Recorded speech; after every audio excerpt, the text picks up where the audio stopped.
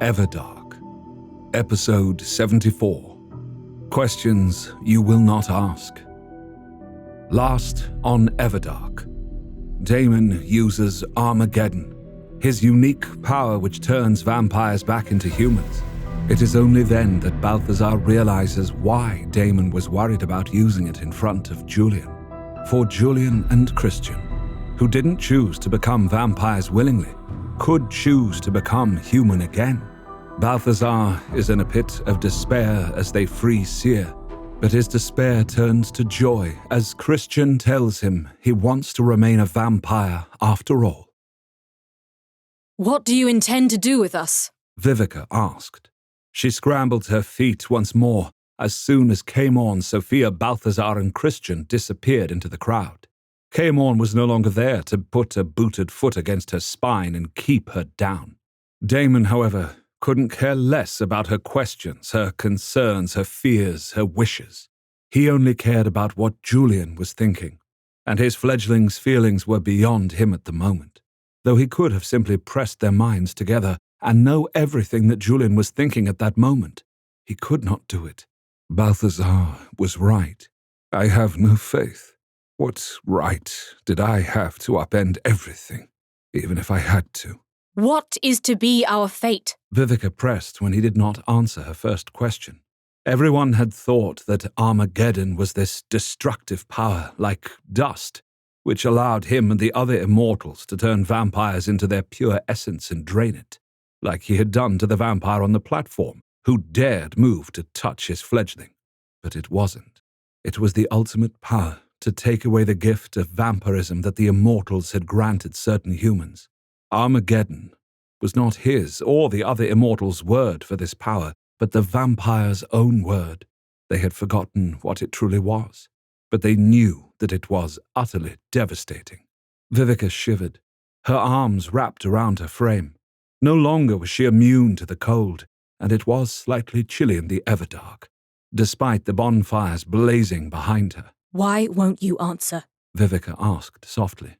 Because only Julian's reaction to them becoming human mattered. Damon could just look into Julian's mind and know. Julian wasn't blocking him, but it was impossible. He was afraid. He studied Julian's outward reaction. His fledgling wasn't backing away from him. Julian was still snugly in his arms. He could not only feel Julian's breathing heating his skin, hear the steady thump of his heart in Damon's ears, but be tickled by the light brush of Julian's eyelashes against his throat. How did you do this? How did you take away everything? Vivica asked, her voice breaking for the first time. She had chosen to become a vampire. He rifled through her mind. She was 733 years old. 33 of those had been earned when she was mortal. She was now staring ahead at likely only 50 more years, and most of those would be spent infirm if she did not catch a disease or have an accident before then. She was worrying about being on the street, in the sleet, shivering, thinking of all the cars that were whizzing by that could cut her down. She'd have no money, no friends, no family. At 33, with no history, how could she gain employment? That is, if she lives through this moment. And she was still thinking of her mistress, Kitty Yuen, of the Helm bloodline. Would Kitty take her in if she did survive? Could she be turned into a vampire again? But no, it wouldn't matter even if she could be turned again. Who would go up against King Damon? No one. Not when he could turn them all into helpless, hapless humans. Despair like a black cloud settled over her. What will happen to us? She whispered. Julian turned towards her. Damon wanted to clutch him close, but he eased his hold so that Julian could turn in the circle of his arms. His hands slid up to Julian's shoulders. He tightened them, but did not grab. What do you think should happen to you? Julian asked. Damon smiled in pride. Julian left her with no good way out. She had been ready to throw Damon's associates into a bonfire. She had attempted to attack them. She had cursed his name. Her follower had thought to touch Julian. How did she think this was going to go? What did she think she deserved? Her mouth opened and shut. What was she to say? If she continued to speak of him and the other immortals as the ultimate evil, she was certain she would truly die. If she simply fell to her knees, then her own power, whatever shreds of it were left, would be gone altogether, and she would have nothing if she survived. So what to say? But again, it didn't matter. He was obsessing on her thoughts to avoid Julian's. His fledgling didn't seem upset. He wasn't asking to speak to Damon in private. He wasn't demanding to be given an explanation for why Damon hadn't used Armageddon on him in the beginning, while they both thought that Julian would die. Not that it would have worked. Armageddon was only available on full-fledged vampires, something that none of his potential fledglings had survived through. Until Julian. Now, Armageddon could be used on him. A tremor went through Damon's whole being. He thought he might actually be sick. Things blurred for a moment. He held on to the fact that Julian still seemed the same. No signs of betrayal. I could know for certain if I just looked or simply asked. It doesn't matter what I think. Vivica finally said. That is the most intelligent thing she has said. In some way, you're right. Julian answered her. What you think is irrelevant, especially about Damon. He is king because he is king. I didn't understand that until now. It doesn't matter if you believe in him.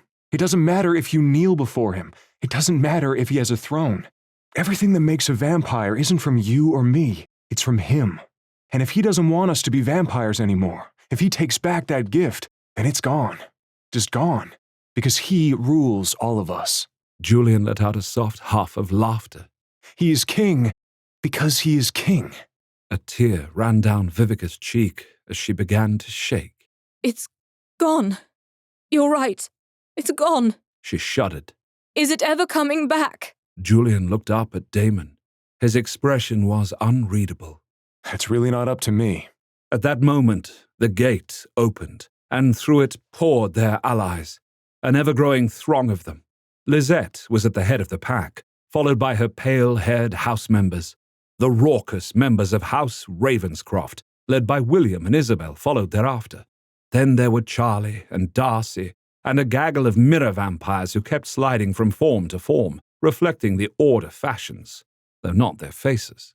He saw the change in their eyes, as they realized that they faced no Order berserkers, but instead mere humans. Predators to prey in a moment. Lisette was first to greet him. She curtsied before him. I see we are hardly needed, unless it is to clean all this up. She gestured to the former vampires with a hint of fang showing. Armageddon is fearsome, my king. I thought it would be something destructive, but this is so much worse than that. Do not look at me with pity, you Callie dog. Vivica snapped. Lisette let out a girlish laugh. Are you going to let them live, my king, and age away? That might be rather a waste. I could do much with this many souls for you. I could perform many wonders. No! Damon, no, don't. That's not... Julian looked at her with horror. You've seen how the dead can trouble the living, Julian. None here are worth your defense. They would have slaughtered you, Christian, everyone. They would have feasted on the fountains of your blood. They should be punished. Julian went pale. I just... Lisette smiled at him. You have a good heart. I am glad our king can protect you from the darkness in others. He doesn't need to protect me. I would not have your faith and kindness tainted even a bit. Lisette continued. I'm not a child. Julian looked affronted. I'm not naive. He glanced at Damon. I'm not. I just don't want to take life unnecessarily, or have people's souls used for terrible things. That is reasonable to me. Arceus murmured. People are very superstitious about the Callie and what we do, but I can assure you that our gift is no more objectionable than the ability to read and control minds. She gave Arceus a smile that did not quite meet her eyes. Though now I am quite grateful to be on your side, it was Balthazar who changed my mind on the subject. How is that different from what I would do with a soul? We can have a philosophical debate about that later. Arceus said dryly. All bloodlines have grace, in my view. Damon replied to both of them. Lisette curtsied. We are so used to prejudice. As are we. Arceus replied with narrowed eyes. How many times have the members of the Eiros bloodline been exiled? Far more than Callie. And this should make you allies. Damon interrupted what was an old fight. You have both been isolated from the other bloodlines. You should take comfort in one another. Arceus crossed his arms over his chest. Lisette hummed a little under her breath. Christian should be a bridge between you guys. Julian said. A speaker of the dead in one house that can only be trained by another. You must be connected in some way. Were Callie and Eiros close? Lisette asked.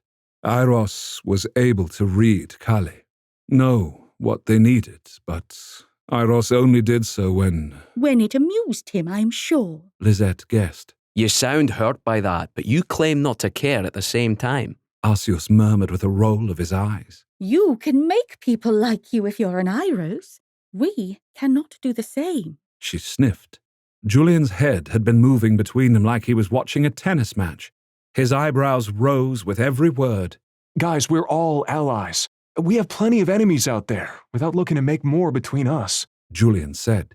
He then dipped his head towards Vivica. We have them here. Lisette barred her fangs at Vivica. Yes, you are quite right. There are far more worthy foes here. You should make some of these people examples now, my king. Vivica's chin lifted. Are we to be hunted down like... Like the pitiful creatures you are for challenging King Damon. Arceus finished for her. His expression was grave. What can we do for you, King Damon, with these people? Fiona stepped up. There are blood slaves here, and cells. I would request, King Damon, that those people be returned to their homes, and these here be placed within those cells until you determine what should be done with them. Perhaps some will be salvageable, Lisette said with a sniff. She yanked Vivica to her. but most will not be. Damon nodded. Let it be done. Come, Arceus, help me. But Damon shook his head. I need him for something else. Have the other houses help you. Lisette, follow Fiona's lead. Charlie? Yes, my king.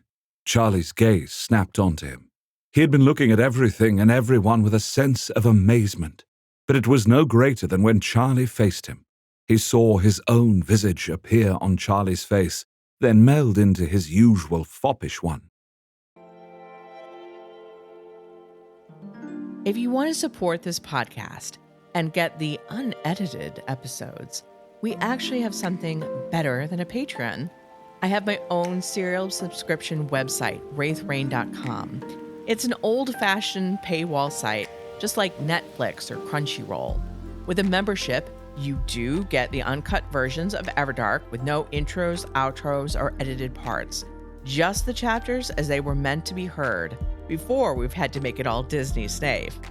You'll also get the few sexy audio chapters of Empire of Stars and Dragon's Reign that I can't put up on YouTube or Spotify. If all you want is the audio chapters, then we can just stop there. But if you want to know what else you get as a Wraith Rain member, I'll tell you more after the chapter concludes. He's talking to you, Charlie. Darcy enthused. Charlie gave her a dry look. I am aware, Darcy. I can hear. Yes, but Darcy clapped her hands. isn't it wonderful that he's speaking to you of all people? Charlie scowled. Of course he's speaking to me. I'm the head of my house and friends with Balthazar. Friends with Eiros? Darcy corrected. Yes, well, yes, of course. But, King Damon, what can I do? Charlie asked. Help Fiona. Damon answered dryly. Of course. Do you want us to rough them up? Charlie gestured towards the form of vampires. There is no need to lower ourselves, is there? Damon asked him. Oh, no, they are just... He broke into a grin. Human, after all. They break. He sobered and opened his mouth to say something, but then stopped. What is it? Julian asked. Damon's heart thudded heavily in his chest at the sound of Julian's voice. How he loved hearing it. How he relished Julian assisting him. His fledgling had a softer touch. He was still mortal in his thinking, closer to his subjects than he was. There were people from my house that I had to send here. I know that if they were against you, that they deserve their fate, but Charlie broke off, his forehead furrowing. You're thinking of Jeremy. Darcy said. The smile that had been dancing on her lips fell away. Charlie nodded. Is there any way? I mean, they are human now. Can they be turned again? Would you allow it? It depends, Damon answered. We shall see. Their minds will have to be scanned. Iros will know those who can be saved and those who we will have to deal with in other ways. Oh, yes. Balthazar is so very good at that. Charlie beamed. And there must be punishment for all, Damon said simply. Charlie's beam dimmed. Julian looked up at him with a frown. Damon remained firm. He tightened his grip on Julian's shoulder. They would have harmed you. They would have harmed our friends. Damon reminded his fledgling gently. Still, you ask nothing for yourself, Julian. No questions, no concerns. I understand, Julian said, but still looked unhappy. It will be an individual process. Damon assured them both. Now clear the square. What of the creatures? Arceus asked. The creatures that he had summoned to support his reign moved languidly about the crowd. They sniffed the air. They looked up at the twin moons. They stared at the spire and the light that shone from its tip. Leave them be. They will harm no one, Damon stated. They will go back to their homes in time, though many will remain near as long as I am here. Of course. Arceus bowed his head. You must make this place sacred once more, Arceus. It will be a beacon for those who wish to come see me, Damon explained. Arceus nodded. Yes, I can. I must speak with Kaymorn. His lips pressed together. He will know where the other long-term members of the Order went. Will they want to know Damon? Julian asked, looking incredulous. After what he had seen here, why would he trust anyone in the Order? Can they be trusted? There will be those who doubt, but once they meet the king, their minds will be opened. I can almost hear Balthazar snarking about how that is too positive an attitude. Balthazar's extreme gift has meant that he has heard the darkness in people's hearts far more than most. He forgets that as much as people can fall to the depths, they can rise to great heights. I hope you are right, Fiona said, and she seemed to mean it. She then gathered Lizette, Charlie, and Darcy. They all spread out, talking to the other vampires. Everyone was handled gingerly, which he saw Julian appreciating. Come, Arceus, let us go to the spire. I wish to show Julian the pinnacle, and you can find Kaymorn to ask him the questions you need answered, Damon said. Arceus inclined his head, and then the three of them headed towards the spire. Damon wanted some time alone with his fledgling. He had to know what Julian was thinking away from everyone. He had to know if Julian was even considering asking him to use Armageddon on him. You managed to end this without 1 second death, Arceus said, a touch of awe in his voice. It is so much more, and, to be honest, very unexpected than I ever thought. You thought there would be a battle? Damon guessed. Arceus nodded. A great one. The Order are trained to be expert fighters. Not that these new confessors would be anything like the ones of old, but still, not a drop of blood spilt. Yeah, I admit, I thought you were worried about showing me some kind of violent side to yourself. Julian agreed. You were so intent on me not coming to this, but there was no danger at all. Damon's gaze jerked to his fledgling. His mouth was dry as dust. No, there was not. Julian gave him a wry smile. You aren't totally overprotective, but I just thought you wouldn't want me near a battle. There was never any battle planned, Damon admitted. There is no need to battle my people. You convinced me, Julian, that the king I wish to be is one that preserves as many of the vampires as I can. They have been hurt and misled. At that moment, the doors to the spire opened, and Kaymorn strode out.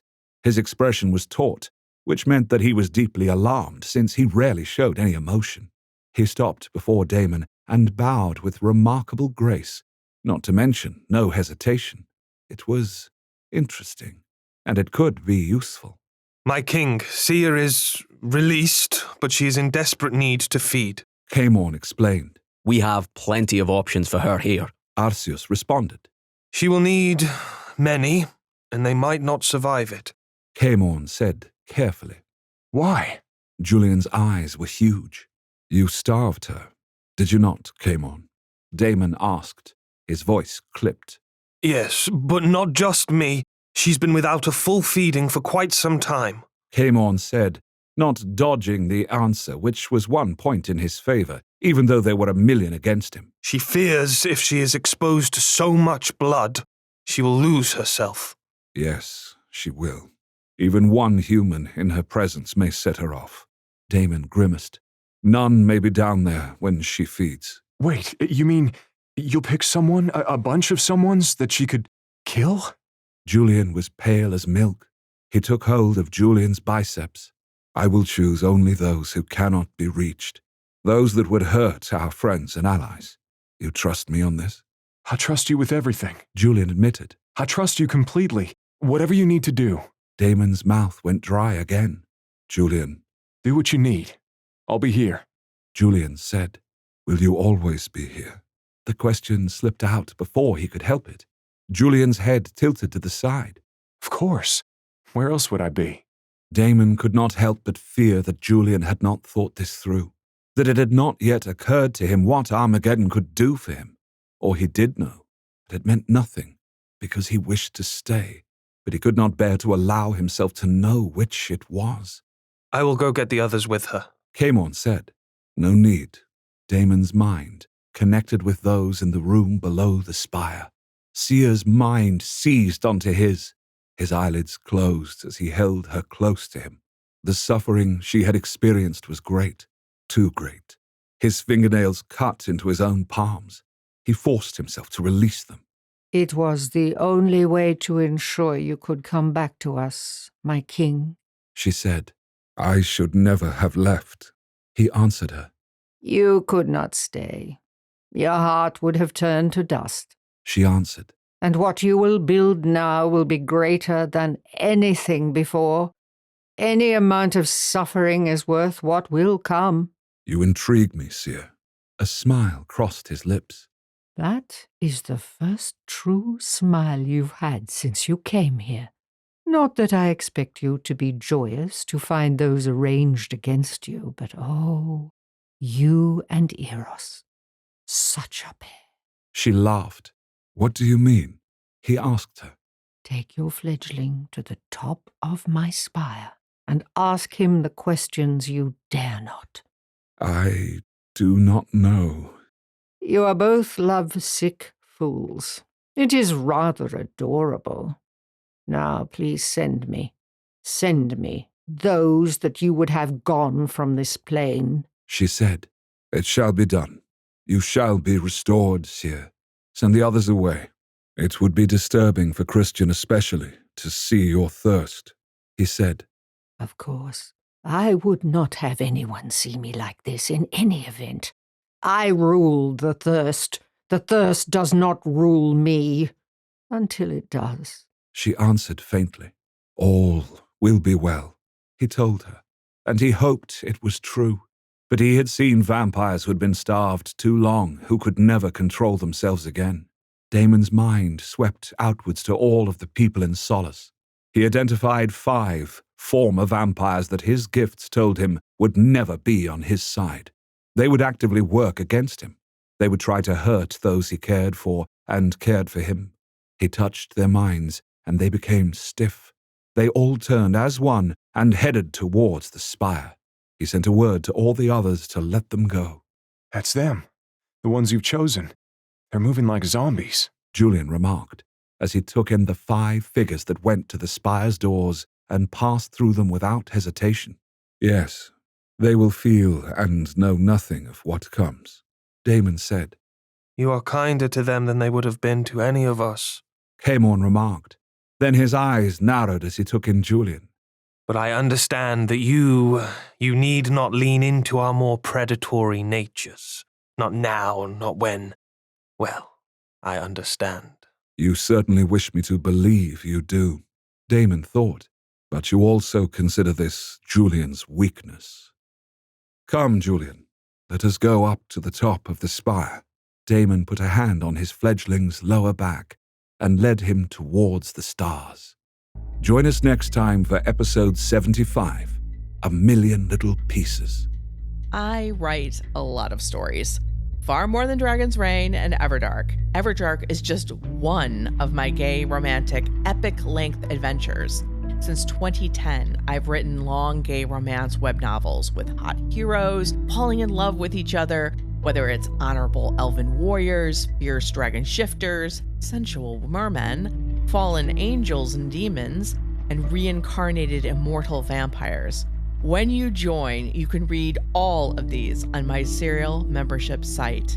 The completed stories are there in full for you to read as fast as you want, and the ongoing stories get 3 chapters every week, so I can torture you with cliffhangers. I mean, entertain you, not torture. Cat, who wrote this script?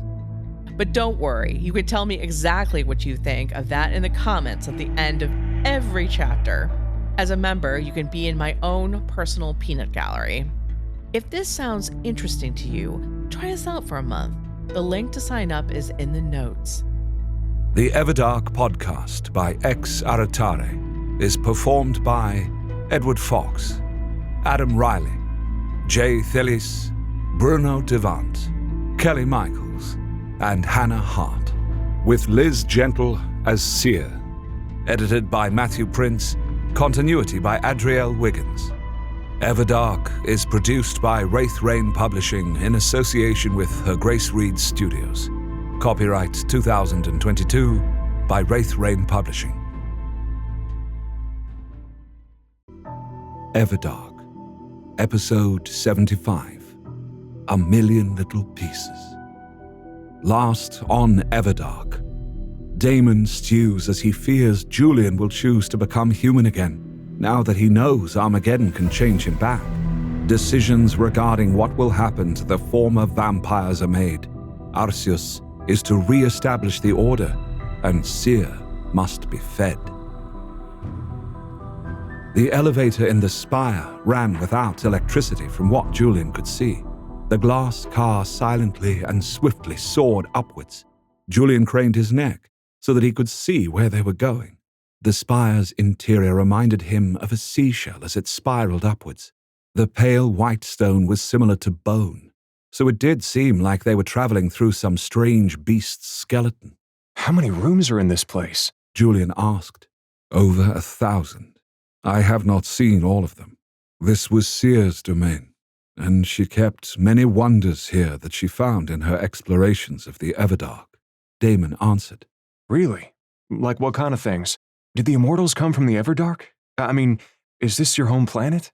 Julian turned around to face the Vampire King. Damon was leaning against the far wall of the elevator.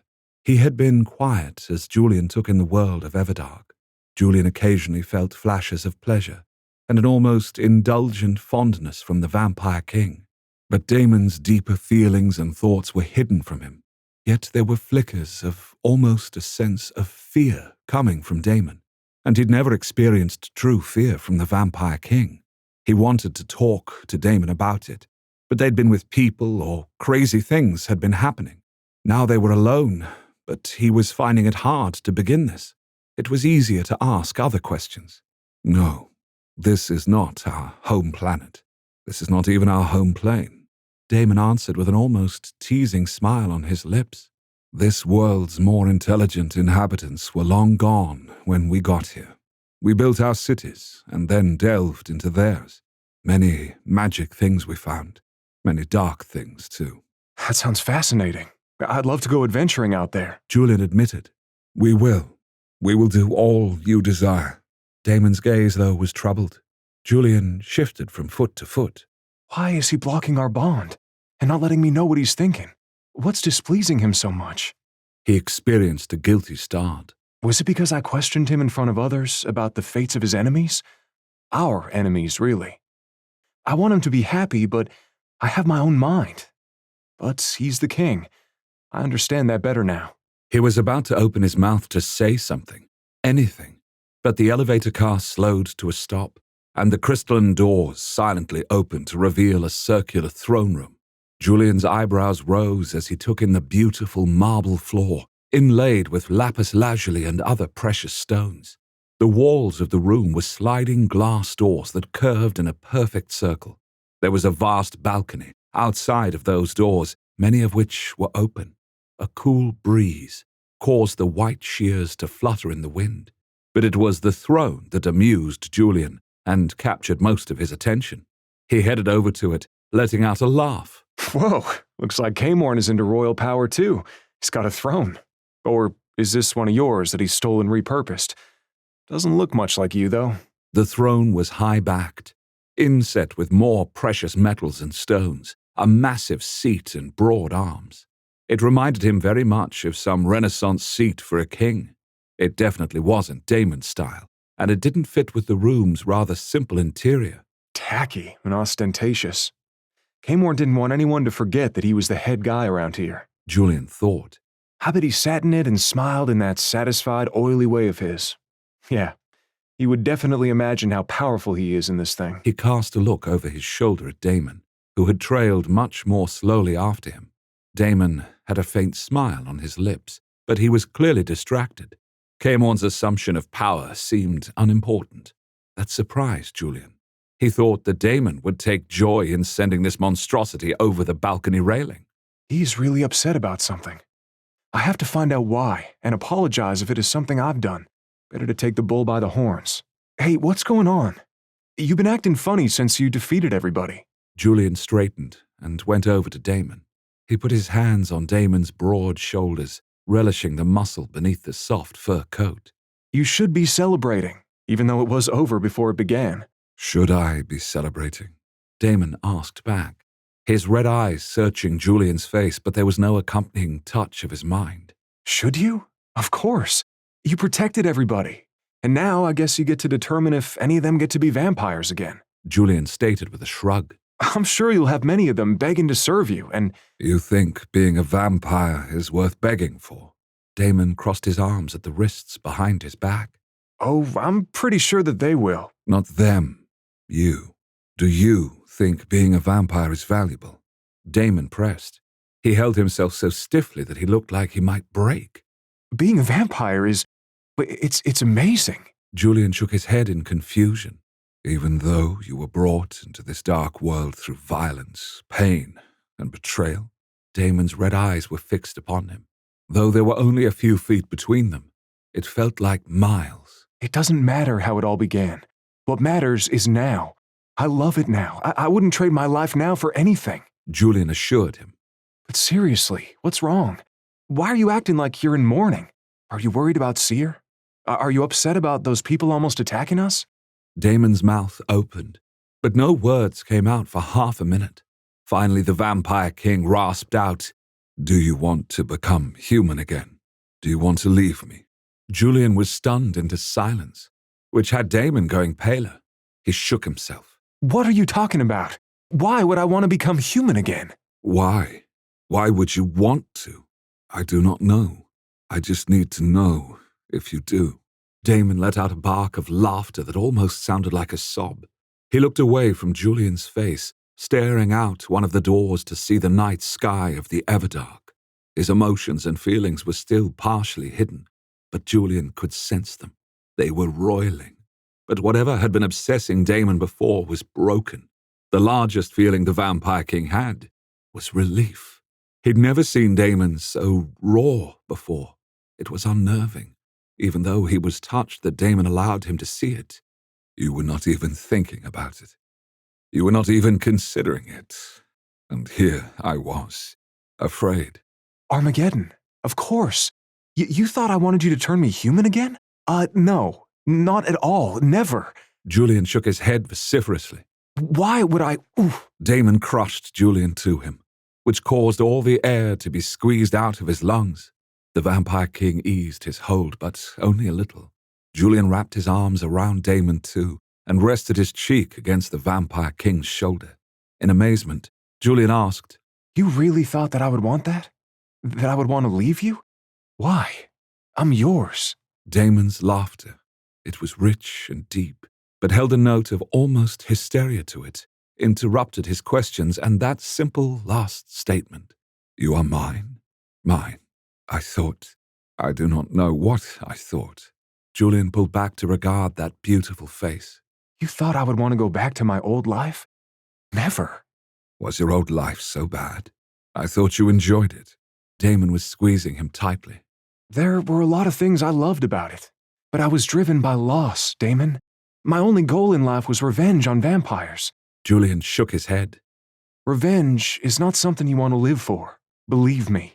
It's empty and horrible in its own way. If not for Christian, I don't think I would have made it. Do not say such a thing.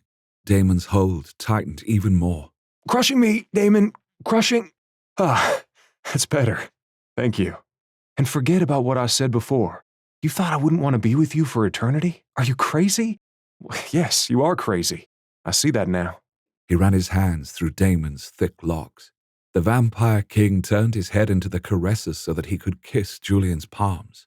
Yes, so crazy. Some would say you are. Damon's eyes hungrily roamed over his face, as if he wanted to imprint it upon himself. You sacrificed your mortal life for your friend, not for me. The two of you could undo the acts that made you vampires. You could be free. Of you? Of Balthazar? Of all our friends? Before it was just Christian and me. We were seeking connections, answers. Now I have those answers. I also have completely different questions. Julian grinned. But now, I get to find out the answers to those with you and Christian and Balthazar and everybody. Not to mention, I now have eternity to do it. I'm not going to ever lose what I have now to the ravages of age and illness. I'm going to just get better. Damon smiled, and his eyes for a moment looked bright, but with tears. He looked outside again until he recovered. Yes, that is true. All true and so much more. Basically, I get everything that was awesome about being human and get to keep it forever. Plus, there's you. Julian let out an uncertain laugh. He had never cared to bring a lover into his life so completely before, but Damon was the real mystery for him. Me? I see. I am a mystery for you to solve. I doubt I'll solve you, but I'm going to enjoy trying. Julian smiled brilliantly at him. There's darkness in this immortal life, you know. The things you have seen so far are mild. Damon's expression was so serious. I know. Julian's head dipped down. Damon tipped it back up again so that they were eye to eye. There are things I will have to do that will disturb and upset you. Julian's lips parted, but no words came out. Not at first. I know that. And there are things that I will need from you as well. Damon's voice dropped towards a whisper. It was clear that he didn't want to say these things, but had to. Just in case they'll change my mind about being a vampire. I have to stop questioning you. Julian said. It is not the questioning. It is... You have to be king. Julian smiled. He pulled away and went over to the balcony. He stepped outside, and the wind caught him. It was so strong up here he thought that he might be lifted up and sent sailing away. He went to the railing and leaned on it. Damon came up beside him. One hand slid along his back and rested on his spine. He was anchored. No matter how hard the wind blew, he would be safe here. You do not like killing, Damon said simply. You think I treat life too cheaply. Julian reluctantly nodded. You have all these powers that make death, so unnecessary. Not completely. I am very powerful, yes. I can do miraculous things in your eyes, but even a small cut can bring down the mightiest person. Damon answered him. I want you to consider this. I could have Eiros sweep through the minds of all those that would fight against me. He could tweak them just so. Damon made a movement with his hand, a slight adjustment as if he were turning a dial. Yeah, like he did with Lizette. Except it would not have worked with Lizette long term, unless she accepted the feelings he placed inside of her. Damon turned towards him. The red and blue moons shone down on his preternaturally beautiful face, and the fact that he was not human was so very obvious at that moment. What would have happened to her if she hadn't accepted the things Balthazar implanted? She would have gone mad. His suggestions would have continued to tear at what she really felt. He explained. This cognitive dissonance would have eventually worn her sanity away. But what about Elena? He's going to take her memory of Heath and... It is a punishment. Damon interrupted him. If she becomes ill from it, well, that is what happens. Julian's mouth went dry. She deserves that because of me? Because of the fact that she would harm you. Not only because you have done nothing to her, but you are the fledgling of her king, and the friend of her lord. She broke all of that, all of those friendships, and all of that loyalty to hurt an innocent. Damon's eyes blazed and his tone was intense. So no, it was not just because of you. She earned this punishment because of what it says about her. But she is deeply in grief, and... She is. But there are lines, and they must not be crossed. If it was you, though, what would you have done? If someone hurt me? If someone killed me? Would I have killed innocents to avenge you? Damon's expression was so strange. I would destroy the whole world if someone took you from me. Julian gasped again. He couldn't even move. He was treasured, and it was terrifying. You do not want me to care for you so much. Damon's voice was thick with emotion. But I don't know if it should be worth so much. Death. You are worth that and more. Damon blinked and looked away. But if I did it to someone, to another vampire's fledgling, I should expect them to attack me, to try and give me a second death. For I would have earned it. Julian curled against the much larger body of the vampire king. The thought of anyone touching Damon, trying to hurt Damon, had his fangs coming out. No. No one touches you. No one hurts you. Damon chuckled as his hands carded through Julian's hair. Oh, my sweet. You have a little predator in you too, I see. Julian twined his hands in Damon's shirt.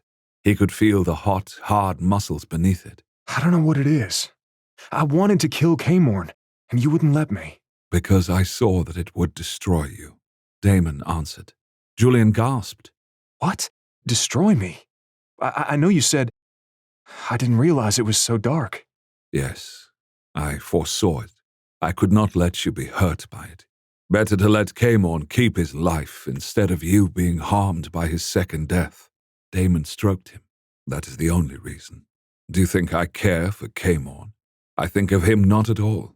You are the only one that matters to me. I think that's going to upset Kaymorn. He looks at you a little dreamy-eyed. Julian snorted. I am well aware of his regard. I will use that for what we need, but that is all. He has a master. It is, sadly, one who does not value him. Yet he's been so successful. Callie doesn't care? Julian could only imagine how hard the world of vampires must be without a master to care for one. He would not wish that on anyone. But both Kaymorn and Balthazar had experienced just that. You feel pity for him. Damon chuckled indulgently. Oh, my soft-hearted fledgling. You cannot even bear the thought of Kaymorn without a loving master. I know how lucky I am, because I have you. Damon pressed his lips to Julian's head. It felt so good, so loving, so tender, so safe. This was not the edge of the knife they sometimes walked when the desire burned bright between them. It was the other, tender part that Julian had never really experienced before. Damon hummed happily. You were really worried that I want to be human again? Julian confirmed. Yes, you are making me feel foolish. Damon hummed happily again. You should. You're the king. You can read my mind. But you were torturing yourself with thinking I didn't want to stay with you? Julian tutted. Damon let out a rumbly laugh. When you say it like that, it sounds incredibly self-indulgent. I should feel good that you want me with you so much that you were afraid to know if I didn't want you, even if the odds were ridiculously low to, like, non-existent. Julian grinned and buried his face against Damon's chest. Damon kissed and petted him. Happiness buzzed in the vampire king's mind. That had Julian realizing something. Is that why Balthazar got so sour there? Is he afraid the Christian won't want to be his fledgling either? Damon paused, and he felt the vampire king's solidarity with Eiros. Oh God, it totally is. You guys are hopeless romantics. Julian groaned. I am quite logical and... Not about this. You two are both ridiculous. I love it. Julian hugged him more fiercely. Well, then I do not mind. Julian sighed. Not to get serious again, but I've never been around killing, except for my parents, and that was devastating. I know what happens to those left behind. The pain of it. Even Kamorn. It'd be one thing if I were to kill him to save myself or someone else, like in self-defense, but... What if you knew killing him would save many lives? Not at this moment, but down the years, Damon asked, easily sliding back into this philosophical conversation. Julian's mouth screwed up into a bitter smile. But that's like the question, would you kill baby Hitler? Oh wait, you don't know who that is. Let's just say he was a monster. But let's say I had him in front of me. I would try to change Hitler so he wouldn't kill those other people. You think people can be changed? Yes, I see you do. You think that the warp and weft of fate can be undone? I see you think that too. Damon smiled at him. You think I'm being naive about this? Julian lifted an eyebrow. Idealism and naivety are often confused. I will just say that I am very jaded. He cupped Julian's face, his powerful hands gentle as the caress of the wind. You've lived a long time, seen so much more than me. Julian let out a huff. I should defer to you. The day that happens, I shall be very sad. Damon chuckled. What? You like me questioning you? Yes, I do. You make me look at things in a new light, but... Not in front of others. Julian winced. Yeah, I sort of got that afterwards down there. And before with Elena, and before that. Okay, I've got to be aware of myself. You can question me over our connection, if you can keep your face from showing it. Damon was grinning. Christian says that I can't lie worth shit. Julian shook his head and laughed. Crap, I've got so much to learn. And I'd be excited for it, except for the fact that you have to deal with all my mistakes. It's not a mistake for you to have empathy, and you can express it. You will be seen as the soft touch, while I am the hammer. That works often in ruling, Damon told him.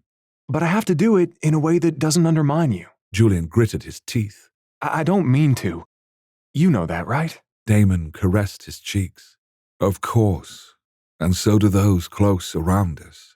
I'll figure this out. I'll be better, Damon. You are doing just fine. Damon gazed at him with that deep affection. Better than fine. You are so amazing. Would you still think I'm amazing if I asked to do one thing? You know, something that only the fledgling of the Vampire King could suggest and not get in trouble? Julian asked. What? Oh. Damon looked over at the ugly-ass throne. Unless it's like some kind of heirloom, and we shouldn't do anything to it. Julian said. I might not want to kill Kamorn, and I don't even want to make him unhappy. Much. But that throne. Damon grinned. The people at the bottom of the spire heard a mental command from the Vampire King to get out of the way, just before the Preceptor's throne came crashing down and shattered into 1,000,000 little pieces. Join us next time for episode 76, Destroyed. This is the end of Volume 5 of Everdark, which means that members are finishing up Volume 6 in the private podcast feed. We could not do this without the support of our members and shop customers, because the money we use to pay these amazing voice actors comes directly from you. We will never have the backing of a big company like Netflix or Disney. There is no safety net for content creators like us. But on the other hand, it also means that we only have our audience to please. Consider supporting us by joining the membership for a few months or buying an audiobook from our shop. Links to those are in the notes. The Everdark podcast by Ex Aratare is performed by Edward Fox, Adam Riley, Jay Thillis, Bruno Devant, Kelly Michaels, and Hannah Hart, with Liz Gentle as Seer. Edited by Matthew Prince, continuity by Adrielle Wiggins. Everdark is produced by Wraith Rain Publishing in association with Her Grace Reed Studios. Copyright 2022 by Wraith Rain Publishing. Everdark. Chapter 76. Destroyed. Last on Everdark, Julian finds out what's bothering Damon. Like with Balthazar, the vampire king was terrified that Julian would wish to become human and leave him. Julian assures him that while he liked his life before, he loves it now, and Damon too. When the throne came crashing down, splintering on impact, not 20 feet from him, Balthazar and Camorn, Christian nearly jumped out of his skin. They had just left the spire and seer. Christian hadn't been keen on watching the starving immortal eat. Only Sophia had stayed. He had felt a rush of gratitude from Seer that they would go. She didn't want them to see her lose control. He could well imagine her pale, papery skin slathered with blood and organs. He did not need to see it in reality. Balthazar had promised to come get Seer when she felt ready to leave the dungeon. As soon as you are recovered enough to come out, we'll take you to King Damon. I would like that, but not until I am a little restored. She had touched her face. It was such a human reaction to want to look beautiful before one saw an old friend that Christian had felt a connection to her. He winced, though, at those empty eye sockets. Was there enough blood in the world to restore her eyes? Of course, only when you are ready. Balthazar had responded gallantly, not wincing once at Seer's wrecked appearance. And then they had left her and Sophia. They'd met the group of 5 former vampires, now humans, tromping down the hallway, with the zombie-like stare of the mind controlled in the hallway of the spire. Did you? Christian began as he twisted out of the zombies' way. No, I am not controlling them. Damon is. He chose those that wouldn't be loyal to him no matter what. We won't be seeing them again. Come, let's get outside. It is much too close in here. Balthazar put a hand on Christian's lower back and guided him out of the spire. It was just after they had left the building that the throne had come down, like a rocket in reverse. A small circle of people went around the throne and then looked up at the top of the spire from where it had been hurled. Balthazar gazed up as well and let out a delighted laugh. Oh, Camorn! It looks like our king has started spring cleaning, and he has started with your throne. Camorn was staring down at the destroyed throne, which to Christian looked incredibly gaudy, with an almost comic look of dismay. That just fueled Balthazar's amusement. His master swung an arm around the Kali vampire's shoulders. Camorn's head lifted, and the expression on his face was a sight to see. He looked a mixture of horrified and disgusted, yet he didn't shove Balthazar away, because Balthazar was Eiros, and Eiros was Damon's best friend. Did you think he'd let you keep it, dear Camorn? That he'd let you retain a throne? Come now, there is only one king, and you are not him, Balthazar said, seemingly enjoying Camorn's discomfort greatly. He actually tugged Camorn closer in a companionable hug. Camorn looked like he wanted to vomit right into Balthazar's mouth. That throne is not mine. It is the throne that all preceptors have had since the Order began. Camorn reminded him stiffly. It is a piece of history. Preceptors don't need thrones. Arceus remarked. He had wandered over clearly to see what had happened. He chuckled at the sight of the throne. That is exactly what that tacky piece of furniture needed, to be destroyed. You still consider yourself a part of the Order, and yet you express glee over the throne's destruction. Camorn's eyes narrowed at Arceus. I suppose that might be considered hypocritical in some people's view. Arceus mused. But my faith has never rested on anyone or anything but Damon. Not the institution of the Order, let alone who leads it. And, to be quite honest, I have not liked anyone who sat there. He pointed at the throne. Damon looks to you to lead his flock now, Arceus. You shouldn't want to denigrate your position of power in the Order. Camorn continued stiffly. If Damon is to indeed formally honour me with such a position, I shall not need a throne to dictate from. I shall be amongst the flock, for I would see my position as one to show others the purity of my faith and, hopefully, to lead by example. So, no thrones, no fancy robes or anything that would elevate me above others. Arceus was smiling. not offended at all. He looked like he actually relished the idea of going out into the world clad in sackcloth and ashes. See, Camon? Not everyone uses faith as a way to get ahead. Balthazar chuckled. Camon slid out from Balthazar's too companionable arm. Not everyone thinks that leadership can work from the ground up, either. You almost make me feel religious, Arceus, with the purity of your commitment, Balthazar said. But I have to admit, I'm with Camon.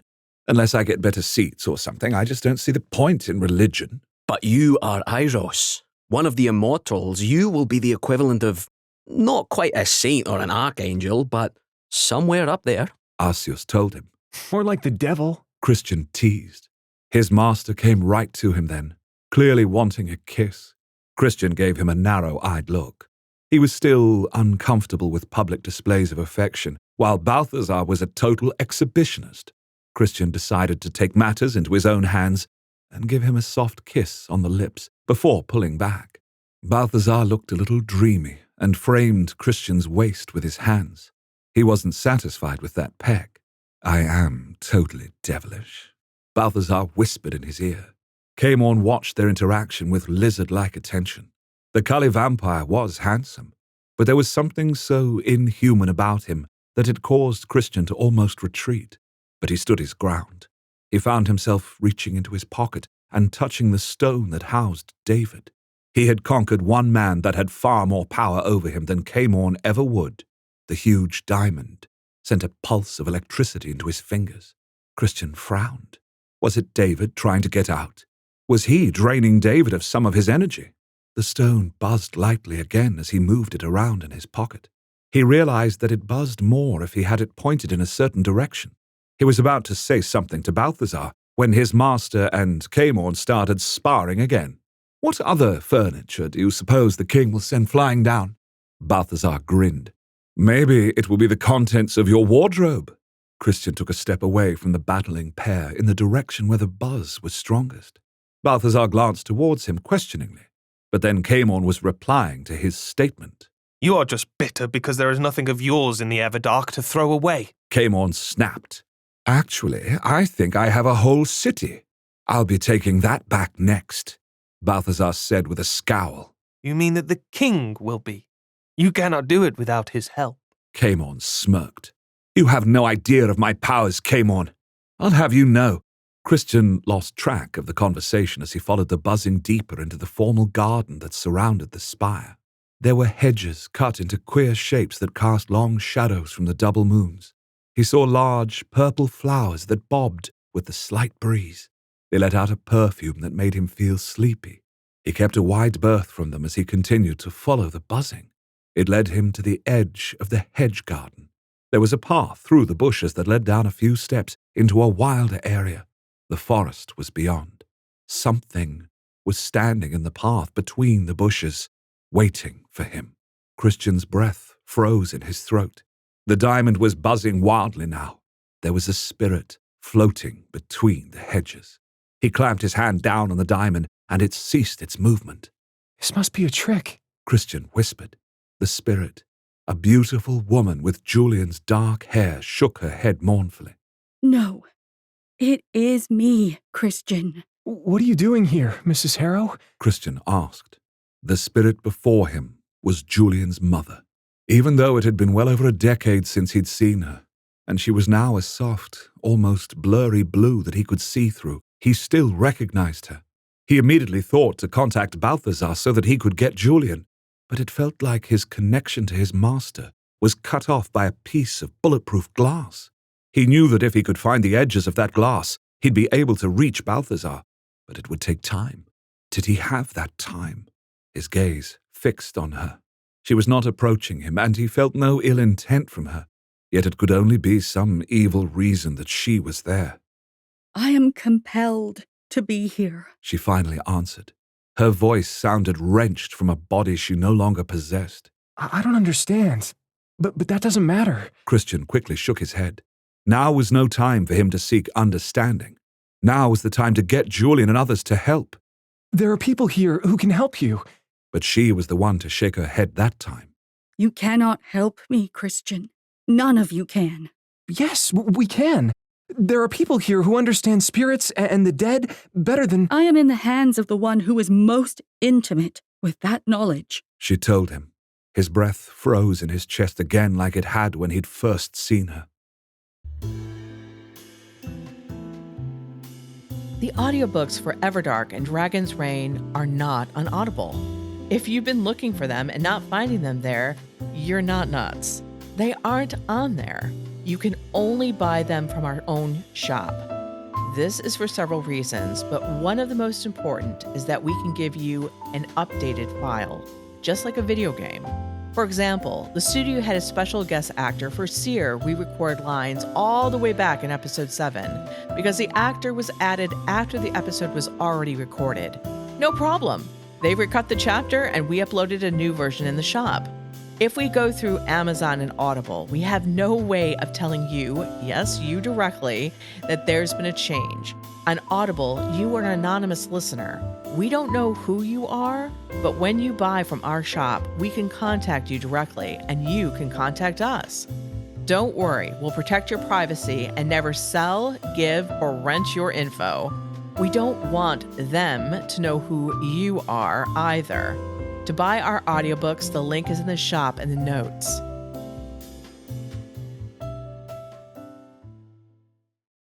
Callie? It came out more of a statement than a question, and she nodded her head without hesitation. Callie has me. And Jack. She said. Christian's stomach tumbled into his feet.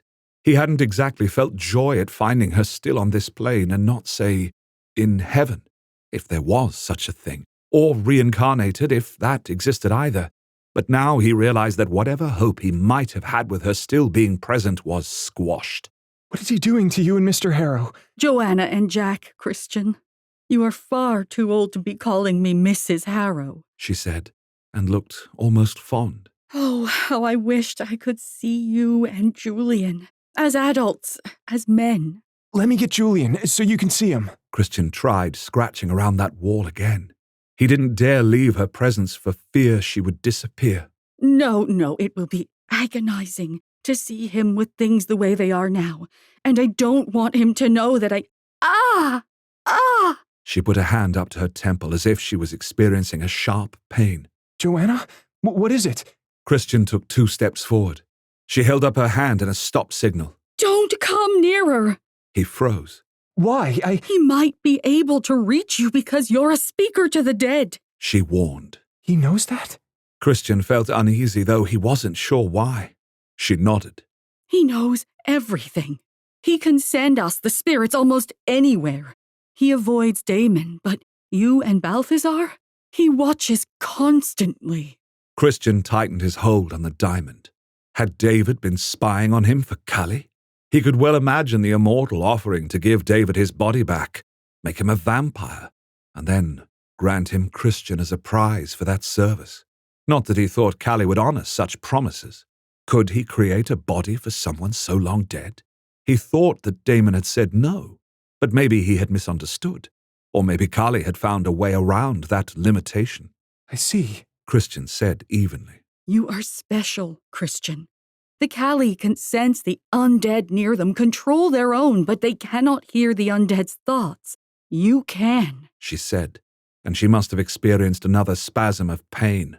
She curled forward. He wanted to go to her, to comfort her, but even if he could have gone to her, his hands would have simply moved through her. She's risking punishment and pain to tell me these things. I must focus. Yes, I can hear some of the dead, but I don't... Oh. Christian guessed. Yes. He heard from her mind. You can find out things from us that he doesn't want you to know. We can speak without him hearing. You can hear me, can't you? Yes, I can. You are stronger and farther along in your gift than he thought possible. She suddenly smiled proudly. But I'm not surprised. Oh, my brilliant Christian. You were always ahead of the curve. I think it has more to do with the fact that I'm Iros's fledgling, but... You have always been extraordinary, Christian. Don't diminish anything you've done. He nodded. Callie definitely cannot hear us speak like this? No, there is only one speaker to the dead, she assured him. But keep talking out loud. He'll guess what we're doing otherwise. How does Callie have your and Jack's souls? Christian asked. Caemorn. She answered simply and looked almost sad. I don't understand. Oh, I'm a fool. He hissed and bit his lip. When Caemorn killed you, he kept your souls somewhere and Callie found them? Or did Caemorn give you to his master? He thought he hid us well. But Caemorn is rather an open book to Callie. She answered. And because he spies on Caemorn too. She added mentally. What does Callie mean by sending you here? He asked. He wants Daemon to know that if Daemon attacks him, we will be the first to be destroyed. She answered. But that can't matter, Christian. She told him mentally. He must take Callie down. This creature must be stopped. Julian would never survive that. Christian told her. He spent his life believing in and looking for vampires because he knew that your deaths were not the accident they were made to look like. Her expression went utterly bleak for a moment. Joanna, before he met Daemon, you and Jack were the guiding focus of his life. He wanted nothing more than to vindicate your beliefs and expose the people who hurt you. Losing you forever would crush him. Christian repeated. Can you really destroy a soul, though, Christian? I don't think so. I think we would just move on, out of Callie's reach. I don't think we should trust that. We must speak aloud. He's worried. Damon loves Julian, but he cannot allow Callie to remain outside of his rule. Christian finally said. He will never be able to truly kill Callie. He knows this. Why can't he just be satisfied with everything else but Callie's domain? She asked. Because he's king. Christian found himself answering. It was what Daemon said, and it made sense now. And Callie has really pissed him off. So his hate for Callie is greater than his love for Julian? She tested. In some ways, I hope it is. I hope he is strong enough to do what's right. She said. I'm not sure. He's modified his behavior for Julian before, and this will be... You and Jack are Julian's heart. It's not hate. It's a simple fact. He is king over all the vampires and immortals. That's a deal with him. And killing Callie for real versus taking everything from him, exposing him and dethroning him, may be things Daemon has to do. You cannot let cancer remain. It will metastasize. Joanna agreed without hesitation. You're so brave. You and Jack were so brave. Christian found himself saying. I never believed that there was another life after the first one. I hoped there was, but I truly believed there was nothingness. Yet, I still lived my life with all its glorious risks and did what was right even if it made things harder. Jack and I don't want that to change, especially not when our sons, you and Julian, will be negatively impacted if we do. She told him. You must explain to Julian her choice, Christian. We are not his victims. We are willing soldiers in this. She said emphatically. Julian won't care about that distinction. He'll want to save you. That's what he does. That's who he is. Joanna, your son is a hero. He'll never back down from this. Christian told her. She closed her eyes, both proud and anguished by this face. I don't believe that Callie understands the relationship between a master and fledgling. I saw how he had treated Caemorn. His relationship with his own fledglings is flawed. Christian told her. What Julian and Daemon have is beyond his ken. He knows how romantic Daemon is. That is a weakness in his view. She answered. Christian knew that it could be a weakness, because it quelled the ruthlessness of the king. It strengthens him, Christian argued. He came back for Julian. After millennia, after starving, he came back. He loves my son? She asked, the mother peeking through. And is he worthy of love back? He's not like Callie, is he? He loves Julian. The other immortals are not like Callie. Daemon and Balthazar are wonderful. Don't worry. Her expression became full of light for a moment. And you and Balthazar are in love as well. I can see it on your face when you say his name. Yes, I do care for him. You love him. Oh, that's wonderful. She didn't know what had happened between him and David. She had been trapped in a gem like David while all of that was happening. Christian suddenly felt sick at what he was doing to David. He would find a way to send the man on. He didn't want to keep him trapped like the Harrows had been trapped. Callie should offer the two of you back to Julian and Daemon, Christian said, suddenly coming up with an idea. He gives you up, he lets go of power, he takes whatever punishment is coming to him, and maybe then he gets to go on his merry way. She smiled, clearly liking this. I doubt that Callie would agree to such terms. He may have no choice. He is certain that Damon will not want to hurt Julian, She responded. but he must not allow Callie to continue on. She said. What is Callie planning? He will reach out to those who are frightened or disaffected by Damon's return. She explained. There are those who will see Armageddon and know that this is their fate, a fate worse than death in their minds, because they have done things that they believe Damon will never forgive. Christian thought of those mindless zombies heading to Seir. He considered the vampires turned humans. Yes, they were right. There would be for those for whom Armageddon was their destiny. Damon has already told Julian that there will be decisions he must make that will be against Julian's wishes. But because he's king, he must make them. Christian said. That's still a win for Callie, because he believes that Julian will not forgive Damon. She reminded him. Christian gritted his jaw. If only Joanna and Jack weren't in Carly's control. If only they were in heaven. But no, they were not. He knew when he told Julian about this that his best friend would probably lose his mind. So, Callie wishes me to inform Damon of this? Christian asked. She nodded. Please try to convince Julian that it is a far worse hell for us to be with Callie than in the nothingness, Christian. And tell my son, will you do this? She asked. That we love him, and we are proud of him, and we will always be with him no matter what. But that wasn't true.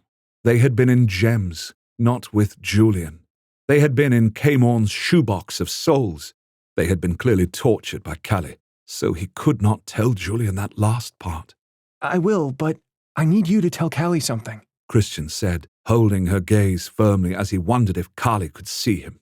He should give up now, because no matter what he has planned, Damon will win in the end. She nodded. I doubt that he'll let me out again. She said. But when others come, search for their minds. Communicate with them. None of us in his thrall are his friends or allies. We are his slaves. I understand, Christian told her, suddenly very happy he was a speaker to the dead. Hold tight. We will save you. I promise you that. She gave a faint smile and then disappeared. The wall of glass in his mind disappeared as well, and he heard Balthazar frantically calling for him. Christian mentally touched his master's mind, telling him he was fine, and to meet back at the spire. He started running back that way as well. He did not answer Balthazar's barrage of questions. There was a river of them. He had one thing he had to do first before he simply exploded. He exited the garden and saw Caemorn still regarding his ruined throne sadly. Christian put a burst of speed into his steps and slammed an elbow up against Caemorn's throat. He pinned the bigger, older vampire to the wall of the spire. Caemorn should have been able to fight him off easily, because even though they were both the fledglings of immortals, Caemorn was older. But Christian was so filled with rage that he wouldn't be stopped. Caemorn's silver eyes were huge. What is wrong with you? Caemorn gasped. You fool. You insufferable fool. You kept Julian's parents? Christian spat into his face. And now Callie has them. Join us next time for episode 77, A Path Forward. We know Amazon and Audible are so easy. You can buy something with their one-click shopping and magic happens.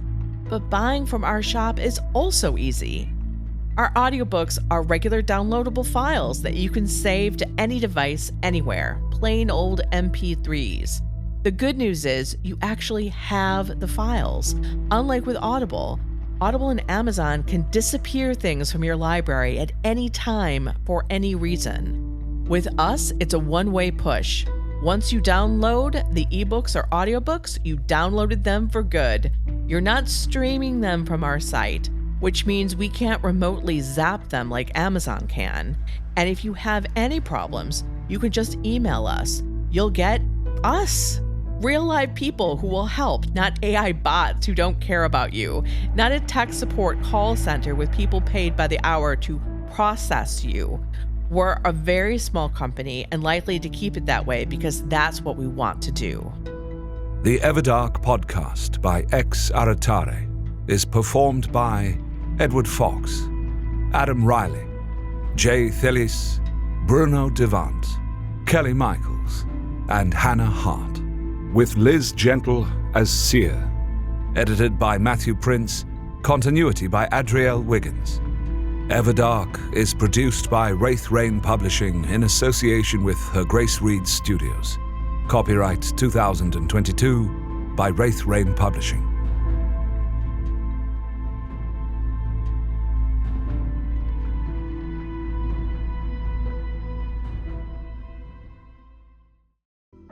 Everdark, Episode 77, A Path Forward. Last on Everdark, Christian is led by the soul gem containing David to another spirit, Joanna Harrow. Both her soul and her husband's are in Kali's control. She's able to secretly speak with Christian, mind to mind, and tells him that no matter what happens to her and Jack, that Damon must stop Kali. Realizing that Caemorn has captured their souls and did not tell anyone, enrages Christian, who goes up against Caemorn. Something's going on down there. Julian said as he leaned over the top of the balcony railing. His eyes narrowed. He felt the swell of minds below him, but he wanted to locate the source of the distress most personal to him. He knew that something was up. It is likely Caemorn mourning his throne. Damon chuckled as he came up behind Julian and pressed his front against Julian's back. Arousal coursed through Julian, and the urge to nuzzle Damon's throat and take a few sips of blood was almost overwhelming. But Julian felt weird doing anything sexual in the spire. He didn't really like it here. Maybe he would once Seer took over this piece of the Everdark, but for now, he'd rather go back to Ravenscroft Manor and the guest house, where they could be both with people and alone. It's not that. Julian said finally, once he had gotten control of his urges. His mind felt Christians down in the throng of people. It was like looking at a heat map and seeing where it was hottest. That's where Christian was. Something's wrong with Christian. See if you can connect minds with him, Damon offered. He lightly ran his lips over the back of Julian's neck. He was using this as a teachable moment, evidently, which had Julian feeling relieved at first. Because if something was really wrong, then surely Damon would protect him from it. But then the Vampire King went rigid, and instead of Julian being able to connect minds with anyone, it felt like there was a blanket thrown over the top of him. Hey, what's wrong? Julian asked as he turned in Damon's arms to face the Vampire King. Damon's mind was opaque to him too. The Vampire King was staring down at the foot of the spire, his plush mouth tightened into a thin line, his jaw clenched. The red in his eyes burned like hot embers. What's wrong? Julian pressed, suddenly terrified that Christian had been hurt, or something equally bad was happening that Damon wanted to protect him from. We have had a visitor, Damon said softly. His voice, though, had a cold, hard edge to it. Julian had seen Damon angry before, but never like this. There were very few overt signs of the anger, but that actually made Julian afraid for whomever had caught his ire. What is it? Or who is it? Did Kali do something? Julian asked. His eyes flickered over Damon's face, trying to read an answer there, but other than the momentous anger, not directly at him, he could ascertain nothing. That alarmed him even more. Julian's heart thudded fast in his chest. Kali sent one of his enslaved spirits to send a message to me through Christian, Damon said. Is Christian okay? Julian broke out of Damon's arms and headed towards the elevator. We need to get down there and see. Wait. Julian, wait. Christian is fine. More than fine. He is roughing up Caemorn, Damon admitted, and there was a brief flash of a smile. Roughing up? Christian doesn't do that. Not unless he's out of his mind with anger, and that almost never happens unless... Julian came to a full stop. The amount of people Christian cared enough about to lose his temper had numbered 3. His parents and Julian. It now numbered 4, he guessed, with Balthazar being added to that list. But he knew it had nothing to do with Christian's parents or Balthazar. He knew it had to be about him, based on Damon's reaction. An electric buzz, which was a mixture of fear and anticipation, went through him. Who was the spirit? It can't have been one of my parents. They're gone, in heaven. Caemorn killed them. Yet he's a Callie. Would he want to lose 2 souls that he could play with instead? No, he wouldn't. And Christian is attacking him, so... Julian took off towards the elevator again, but Damon was suddenly in front of it, blocking his way.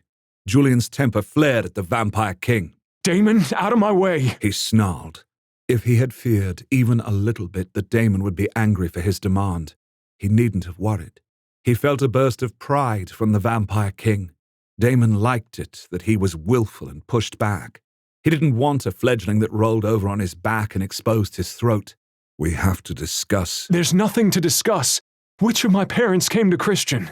Julian demanded as he tried to dodge around Damon to the elevator. But the Vampire King was always ahead of him. You know. Yes, of course you do. It is logical, Damon murmured, and then said, It was your mother. My mom? The sheer need in his voice and the way it broke caused Julian to sound about 10 years old in his own ears. I have to see her. I have to speak to her. She is gone. Carly did not let her remain. Damon told him. But she spoke to Christian. I have to know what she said. Julian felt hope bloom in his chest. He had never truly thought to hear his mother's voice again. Even if she was a spirit, she would be there. He would be able to see and speak to her. That was more than he'd ever hoped. Yes, and you will. But I want to prepare you, Damon said. But Julian wasn't listening.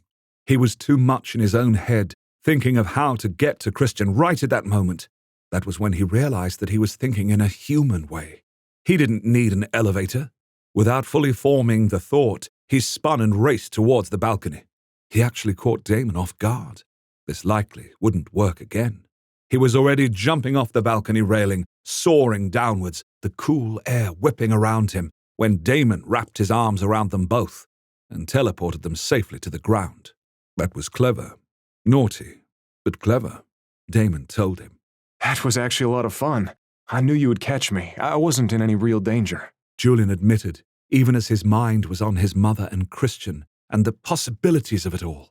His parents were not in heaven. They were here. We have to do it again when things aren't crazy. The scene before them, in fact, was rather crazy. So crazy that no one turned around and noticed his swan dive from the top of the spire or that they had teleported to the ground unexpectedly. Christian had Caemorn pinned to the side of the spire with one forearm against his throat, while his other hand had Caemorn's wrists firmly held against the stone too. Christian's eyes were almost white with rage. His fangs were out. His lips were slick with saliva from a simple, frothing rage. Balthazar and Arceus were on either side of the vampires. Caemorn was not struggling, likely realizing that he'd have to seriously hurt Christian to get free, and that would get him seriously hurt by Balthazar. Both Balthazar and Arceus looked utterly bewildered that calm, controlled Christian was suddenly all vampired out. They don't know about my mom? Julian asked. No, Christian shut down. He's simply acting on instinct. Damon answered. My love, please stop strangling Caemorn. I know he's annoying and likely deserves it, but we're trying to keep things calm here, Balthazar said. But whenever he tried to pull Christian back, Christian let out an almost animalistic growl that had him stopping. What has happened, Christian? Arceus asked, just as gently. Whatever it is, we'll fix it. Just tell us. Callie has my mom and dad's souls, Julian explained. My mom spoke to Christian. Dozens of heads snapped towards Julian at that declaration. Balthazar hissed. Arceus bared his fangs. Both of them stopped trying to get Christian off of Caemorn. Rip his throat out, darling, Balthazar urged. I would like to do that myself, Arceus rumbled. Not here, Damon said. With a wave of his arm, Caemorn, Christian, Balthazar, Arceus, Damon, and him were all transported into the spire's dungeon. Unlike Fiona, he didn't have to touch them to teleport them. At least, Julian assumed it was the dungeon from the presence of the terrible cage and the oppressive stone walls, floor, and ceiling pressing down on them. That, and the woman with a strip of white silk covering eyes and a nearly emaciated form, clued him in where they were. There was a pile of corpses tucked into the corner. They looked desiccated. "Forgive me, sire, for coming here before you were ready for visitors, but we need your former cage," Damon said to the woman with the strip of cloth over her eyes. She bowed. There is nothing to forgive. I knew you were coming. She smiled thinly at Camorn, who was sent flying into the cage with the door clanging shut after him. She walked over to the bars and stood there, presumably looking at Camorn somehow, though her eyes were covered. If she has eyes. I envisioned this day came on, She said with a slow smile that had the hairs on the back of Julian's neck rising. Camorn blanched. One of his hands was up at his throat that was bruised, but was quickly healing. But he kept his composure more than Julian would have if he were faced by a group of angry vampires. I am certain you did. I would have. Yet I am not your real enemy. Callie is. Camorn said calmly. He created the order. He put you in here. He did all of this. I am on your side. Truly I am. You took my parents' souls, Camorn. You, not Callie. Julian approached the bars himself. Damon followed him closely. He could feel the vampire kings caring for him. Damon's mind was flowing around him, probing his feelings and thoughts, sending soothing feelings to him. Damon also had a hand on his back, a physical anchor so that Julian didn't go flying off into an emotional whirlwind. He was surprised that he wasn't freaking out more. But he was in this space where he was separated from his emotions. They were almost like things he could physically touch and handle. He did this when he was in dangerous situations and knew that his emotions would put him in far greater danger. As he stepped closer to the bars, Christian spun around and embraced him. His fangs and eyes were human once more. He held onto Julian so tightly that it would have been breath-stealing. I saw her. I spoke to her. She and your dad love you so much. Christian told him. They're so brave, Julian. You have no idea. Then show me. I want to know. Julian told him. I've made a few attempts to do some gay romance fairy tale retellings. The trouble is, I'm an action and adventure writer, so there's a whole lot of story that just isn't there in the originals. Cursed is my most faithful retelling. It's a gay romance version of Beauty and the Beast with tiger shifters. But it does feature a good-hearted hero who nobly sacrifices himself to live with an enigmatic, reclusive rich man in his mansion, who turns out to have a dangerous and sexy secret. He turns into a white tiger. The story has a lot of margaritas and emotional drama, which is why it's 3 books long. The link to it is in the notes. And then, in a series of jumbled images that soon smoothed out, Julian experienced everything that had happened between Christian and his mother, including his ability as speaker to the dead to hear the minds of the spirits, while Callie could not. All of this was not just shared between him and Christian, but Damon and Balthazar managed to stream it to the others. So everyone in the room knew all that had occurred without another word being said. "I cannot fucking believe you came on," Balthazar snarled, fangs out. "You were given a second chance that you didn't deserve, but you hid this? That you had the souls of Julian's parents in your sock drawer?" Camorn, who was standing at the far end of the cell, as far away from them as he could, answered, I was going to tell you all and... When? Arceus roared. When exactly were you going to tell us you had them? "He was going to wait until we attacked Lasting," Balthazar said, ripping the information from Camorn's mind, which had the Callie vampire stumbling back. That's where he had left the soul gems. He thought he'd keep them hidden from Callie, but evidently not. Why did you keep my parents' souls? Why didn't you let them go on? Did you hurt them? Julian asked softly. No, I did not hurt them. They were asleep. Camorn's head turned towards his. I kept them because I had a sense that they might be useful. You stole time in heaven from them. Julian cried. You kept them imprisoned. They didn't know. They were asleep. They are immortal beings now. Time is irrelevant. And you should be grateful I did this. Camorn retorted. "Speak very carefully, Camorn." Damon's voice was a low rumble. "How should Julian be grateful exactly?" Because they can come back. Camorn said. But that's not possible. Sia put her fingers to her temples. Sophia drew near. Mistress, are you seeing something? Sophia asked. Her scowl at Camorn smoothed as she looked at Sia. Something about his parents? Damon asked. Yes, my king, most definitely about them. I see. She stopped and frowned. But this makes no sense. Yet I see it. Please, tell me what you see. Julian begged. She gave a faint smile and reached out to take his hands in hers. They were strangely cool. I see you, Christian, and your parents smiling into a camera. Julian, you are speaking to people about your adventures. Are they ghosts? Julian's brow furrowed. Would he be revealing ghosts as well as vampires to the world? That sounded unlikely. No, She let out an uncertain laugh. that is what is so strange. They are alive, but I do not know. They feel. I do not understand this. They have bodies. Damon was now frowning. Sia began, but then Camorn interrupted her. It can be done. I can do it. That's what I was going to offer after you overthrew Callie in Lasting. It was to be a pleasant surprise. Julian's head snapped towards Camorn, and he was pressed against the bars. What are you saying? Can you bring them back?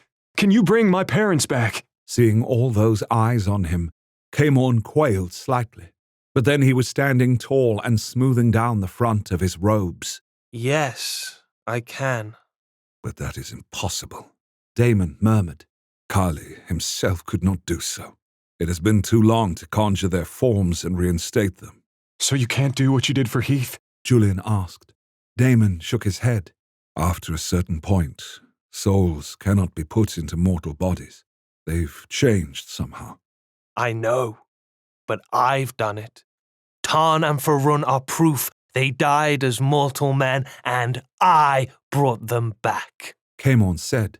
But they're werewolves now. Julian thought of the two huge beasts that were upstairs somewhere. Yes, that Camorn grimaced. was necessary to stabilize them. So you'd have to turn my parents into werewolves to get them back? Julian frowned. It wouldn't have to be werewolves. It just needs to be something that is immortal. Camorn quickly explained. We are first put into our forms, immortal souls into mortal bodies, however that works.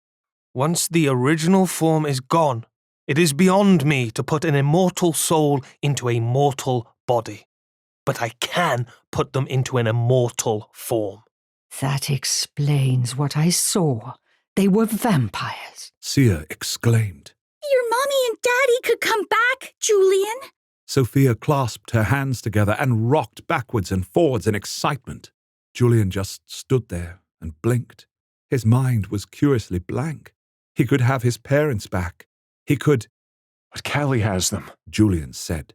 He focused on Camorn. Can Callie hurt them like he threatened to do? Camorn grimaced again.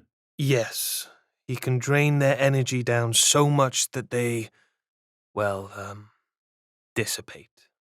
We don't know if that truly destroys them or if they are just no longer able to manifest on this plane. We can't let that happen.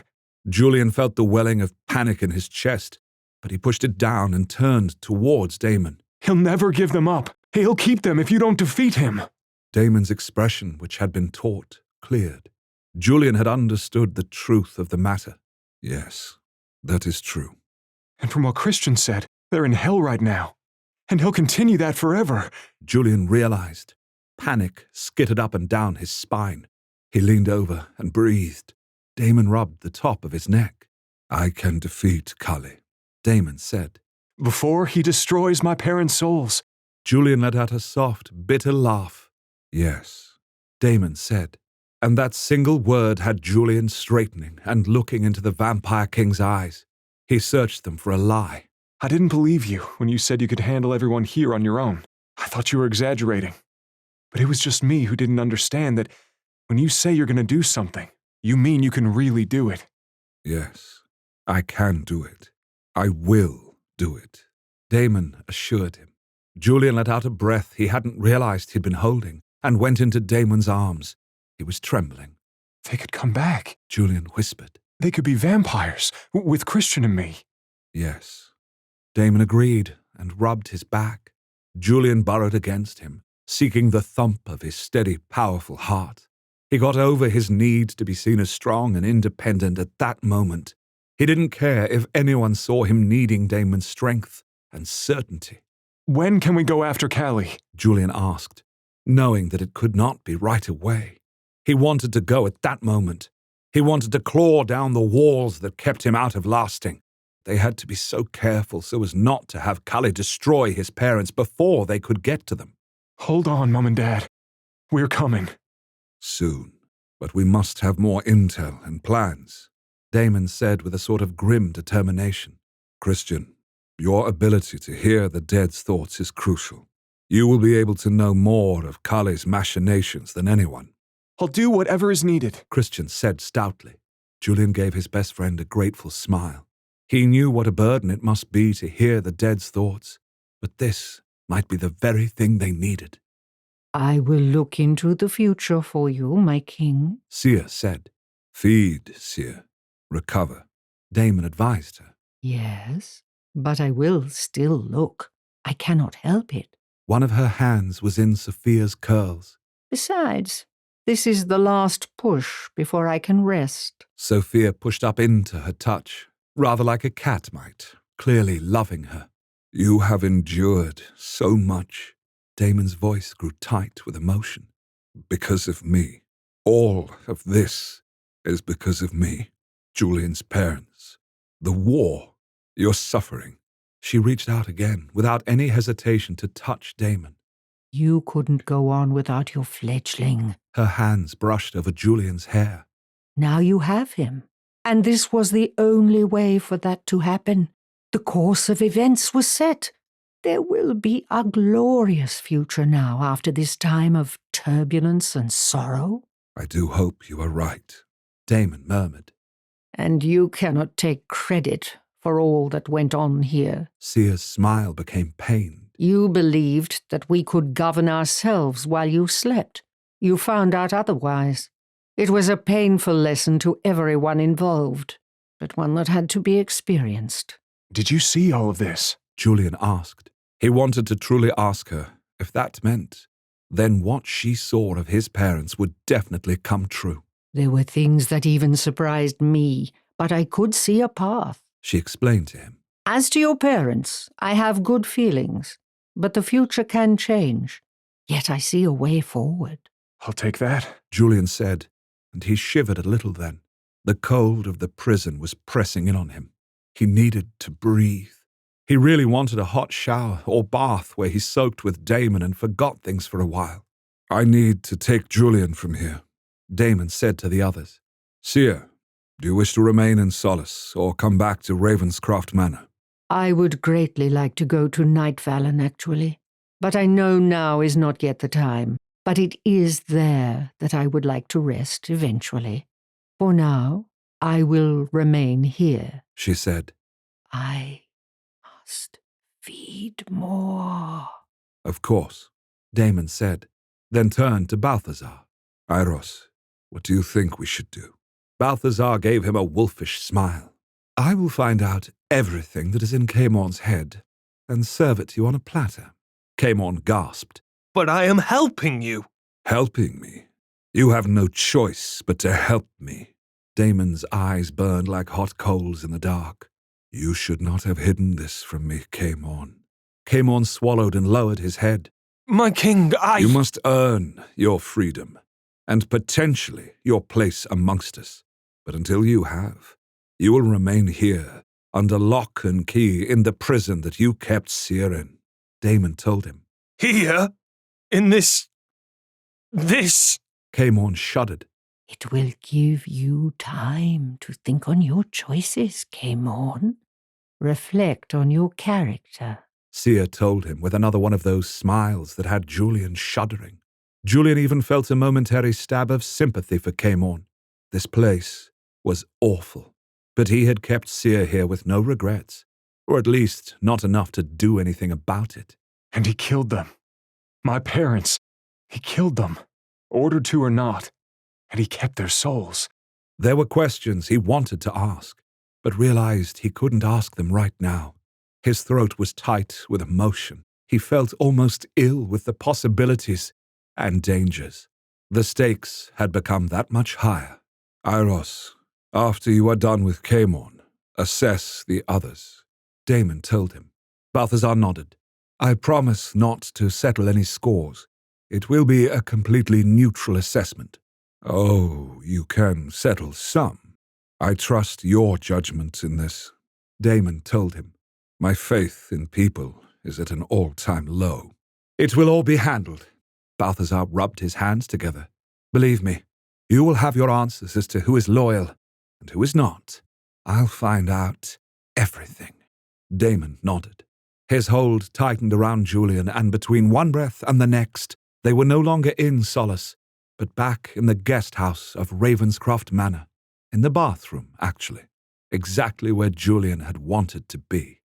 Join us next time for episode 78, Bastard. My other fairy tale retellings aren't nearly as faithful. They're, barely recognizable, in fact, but still a lot of fun. Cinders and Ashes is a 6-book series that is loosely inspired by Cinderella, but it's not Cinderella. What with the secret royalty, elves, necromancy, dragons, and undead armies? But it's still a fan favorite and narrated by Edward and Hannah. I also tried to do Little Red Riding Hood as a werewolf romance, and the only thing about the story that's like the original is the main character wears a red hoodie and has a grandmother. But it is a sweet werewolf romance with a found, strong family theme and an alpha who's caring and protective. So check out my serial story, Crimson. The full volume of Crimson can right now only be found on wraithrain.com. But Cinders and Ashes is on Amazon and in Kindle Unlimited. Links to both of these stories are in the notes. The Everdark podcast by Ex Aratare is performed by Edward Fox, Adam Riley, Jay Thillis, Bruno Devant, Kelly Michaels, and Hannah Hart, with Liz Gentle as Seer.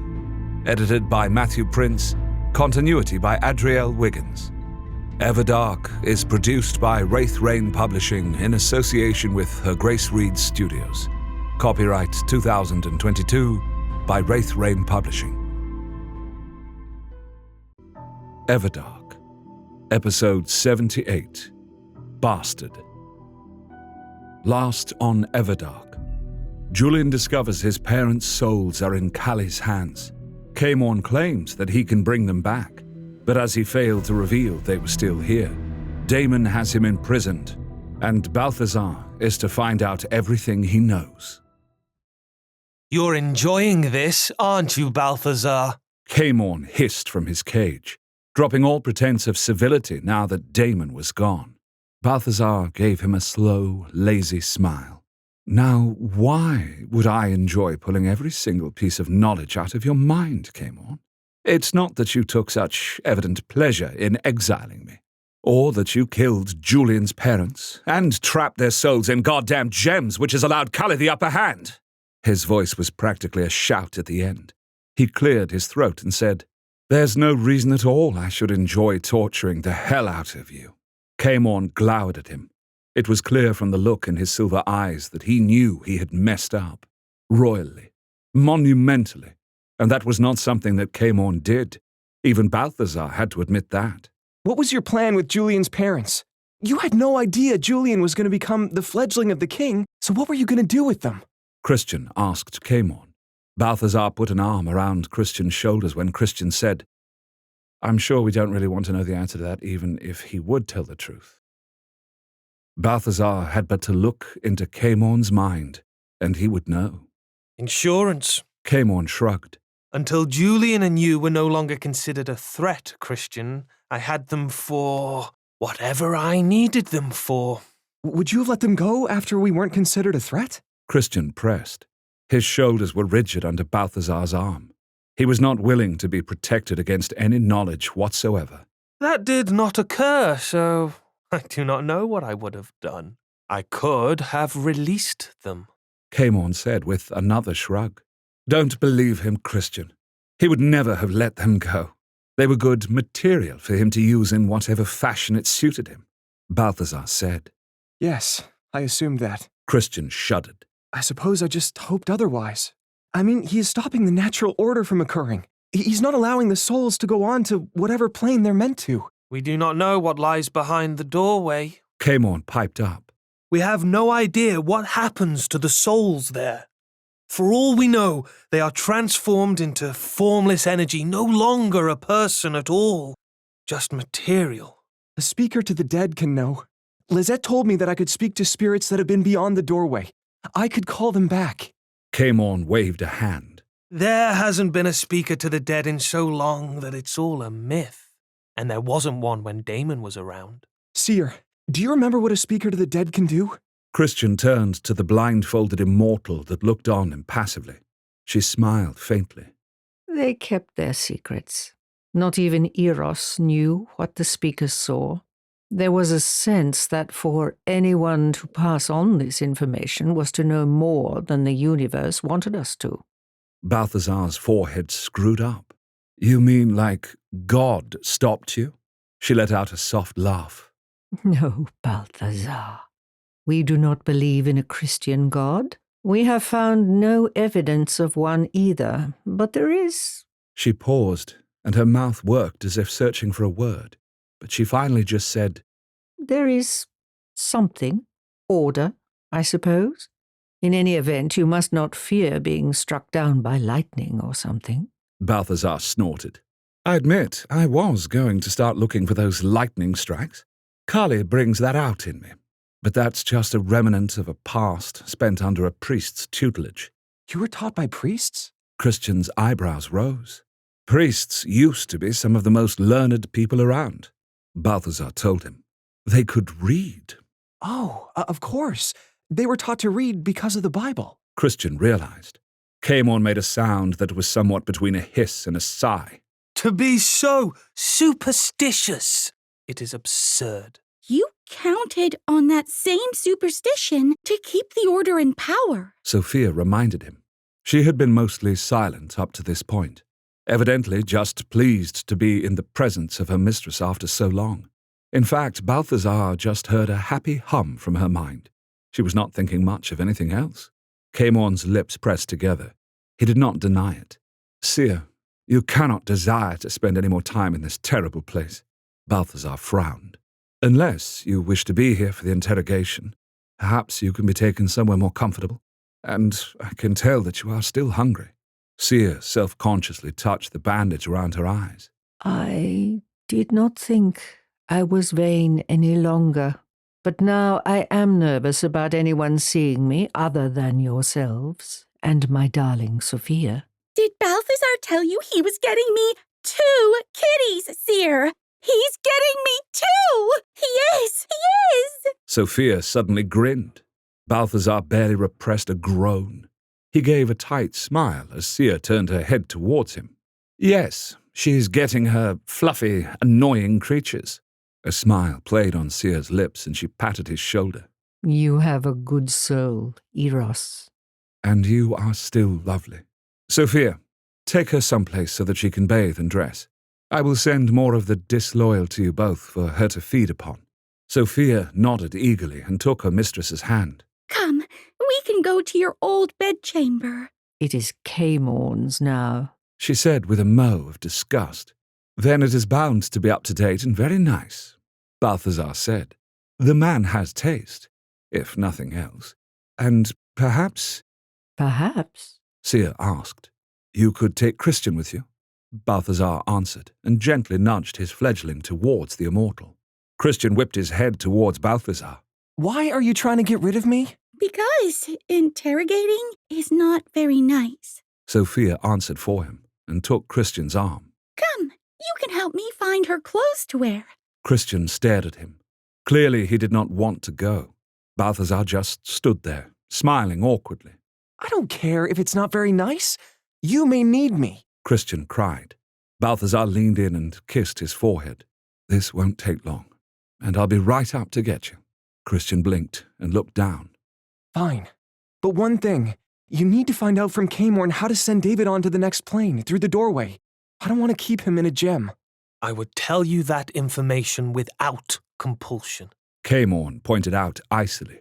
You'd ask for something in return. Christian said. We can't afford to owe you anything. Camorn was the one to blink this time. Balthazar did too. That's rather ruthless, Christian, Balthazar said with an uncertain laugh. It was now Christian's turn to shrug. I'm not like Julian about things like this. I understand why certain things have to be, even if they're terrible. Besides, I saw Joanna. I know what Camorn's done. I'm not even sure he deserves to be here. Christian took Sophia's hand in his, and between the two of them they led Seer up the staircase. As soon as he heard the clank of the door above, Balthazar turned towards the Caliph vampire. Camorn stared back at him blandly, as if he wasn't in for a world of hurt. Balthazar crossed his arms behind his lower back and began to pace the length of the cage. We can do this 2 ways, Camorn. Let me guess. The easy way or the hard way? Camorn's right eyebrow rose. I suppose you can simplify it in that way. But in reality, a better way to describe it would be whether I leave you with a headache, or on the floor, blood running out of your nostrils and unconscious for the next week. Balthazar told him. There was a beat before Camorn said, You are Iros reborn. Surely you could do it without such violence, regardless of whether I resisted you or not. Oh, I could, Balthazar agreed with a smile and nod of his head. But it depends on how pissed off you make me. And as you know, I'm not terribly fond of you, Camorn. You are still resentful about being exiled. Camorn shook his head. Balthazar stopped in mid-stride and used his gift to compel Camorn to the front of the cell. He saw the slight widening in Camorn's eyes, but felt the alarm keenly from the Caliph vampire's mind. You're not used to being the puppet, are you, Camorn? You have all the little souls dance to your tune, but between us, you're nothing. Balthazar's jaw flexed as he found a surprising amount of anger towards the vampire before him. He forced Camorn to stand just inches from the bars. He felt the Caliph vampire attempt to move against his will. It took little to hold him where he was. You like to control people too, Balthazar. Camorn pointed out. You like the power of it. I actually like the convenience of it. So many people are awful, you see. They have bad intentions towards myself or someone I care about, and I can just make it so they only ever do the things I want, Balthazar told him. He had a tight smile on his face. So with Roan, that must have just about killed you to not be able to stop him. Camorn murmured. Balthazar willed Camorn to strike his head against the bars. The Caliph vampire let out a surprised hiss as blood flowed down his face. His silver eyes flashed, but he said nothing. Don't piss me off, or I'll have you do far worse things to yourself. Or... Balthazar peered into Camorn's mind and let out a chuckle. Camorn's forehead scrunched. What is amusing you so? You really do lack imagination about what I can do to you. Physical pain, while not pleasant to you, for sure, is nothing compared to if I... Balthazar looked deeper, and then his expression cleared. If I unbound Tarn and Farun from you? Or rather, made you do it? No! Camorn burst out. Then, realizing what he had done, shut his lips tightly as if he could keep the words in that way. You don't need to speak for me to know what you're thinking, Balthazar reminded him. He felt Camorn's disconcertion at that. This is why people hate Iros vampires, Camorn told him. Yes, I suppose so. But I don't spy on people's minds as a rule, Balthazar confessed. I like being surprised. I like not knowing the depths to which they sink. But you... Ha! You think you would have been a better fledgling for Damon than Julian is? Camorn's pale cheeks flushed and his lips quivered. These were things he had never wanted anyone to know, certainly not Balthazar, and not Damon. I'll be sure to let our king know, though really I'm sure that he already guesses what's in your cold black heart. Do you really think someone as, innocent and unworldly as Julian is a good match for him? Camorn asked. Balthazar laughed. Camorn, Damon doesn't need someone to make him more of a badass. He needs a person who can connect him to people, to think of protecting life, not simply destroying it. Haven't you seen what he can do? The last thing we need is to have someone like you whispering into his ear. You think we're in danger from him? Camorn stated rather than asked. I think that with a wave of his hand he turned all those vampires into humans. And he could have waved his hand again and turned them all to red dust. Balthazar shook his head. He could do that to the world. Camorn stared back at him without blinking. His mind was whirling through the possibilities. Do you think that Damon will reveal our existence to the world? Rule over vampires and humanity? This is supposed to be my interrogation of you, Balthazar reminded him with a lift of his left eyebrow. But what do you think? Camorn pressed. Balthazar considered whether to answer this question or not. It was none of Camorn's business. He wondered if Damon wouldn't make Camorn human and do away with him altogether. Well, not if he can really bring people like the Harrows back. That's too valuable a resource to use. I think that, yes, knowing Damon, he will eventually rule this world, Balthazar said. He knew this would appeal to Camorn. The Cully vampire immediately was thinking of ruling his own little fiefdom. He really thinks that he'll get away with all he's done. Fascinating. So he would need to understand these modern humans. Otherwise, there would be chaos. Unless he would have you control their minds until the idea of vampire overlords would not offend them. Camorn said the last with slitted eyes. He evidently was still sore about being compelled to stand there. And Julian as well as Christian are his best chance of this. But Julian is the one he listens to, the one who he can be soft for, the person who can make him see that lording over everyone without any compassion is a bad idea, Balthazar explained. I see. Do you? Of course. I am well aware of my own weaknesses. Camorn tried to toss his head back, but failed. I can still help him. And you. Me? Balthazar laughed. I don't need any souls to put in gems. Thank you very much. But you need help with Christian's abilities as speaker to the dead. Camorn pointed out. I'm sure I can find plenty of Cully vampires to assist. But they're not me. None of them are anywhere near my level of skill or understanding. Camorn interrupted. You saw how I helped him with David when Lizette was clueless?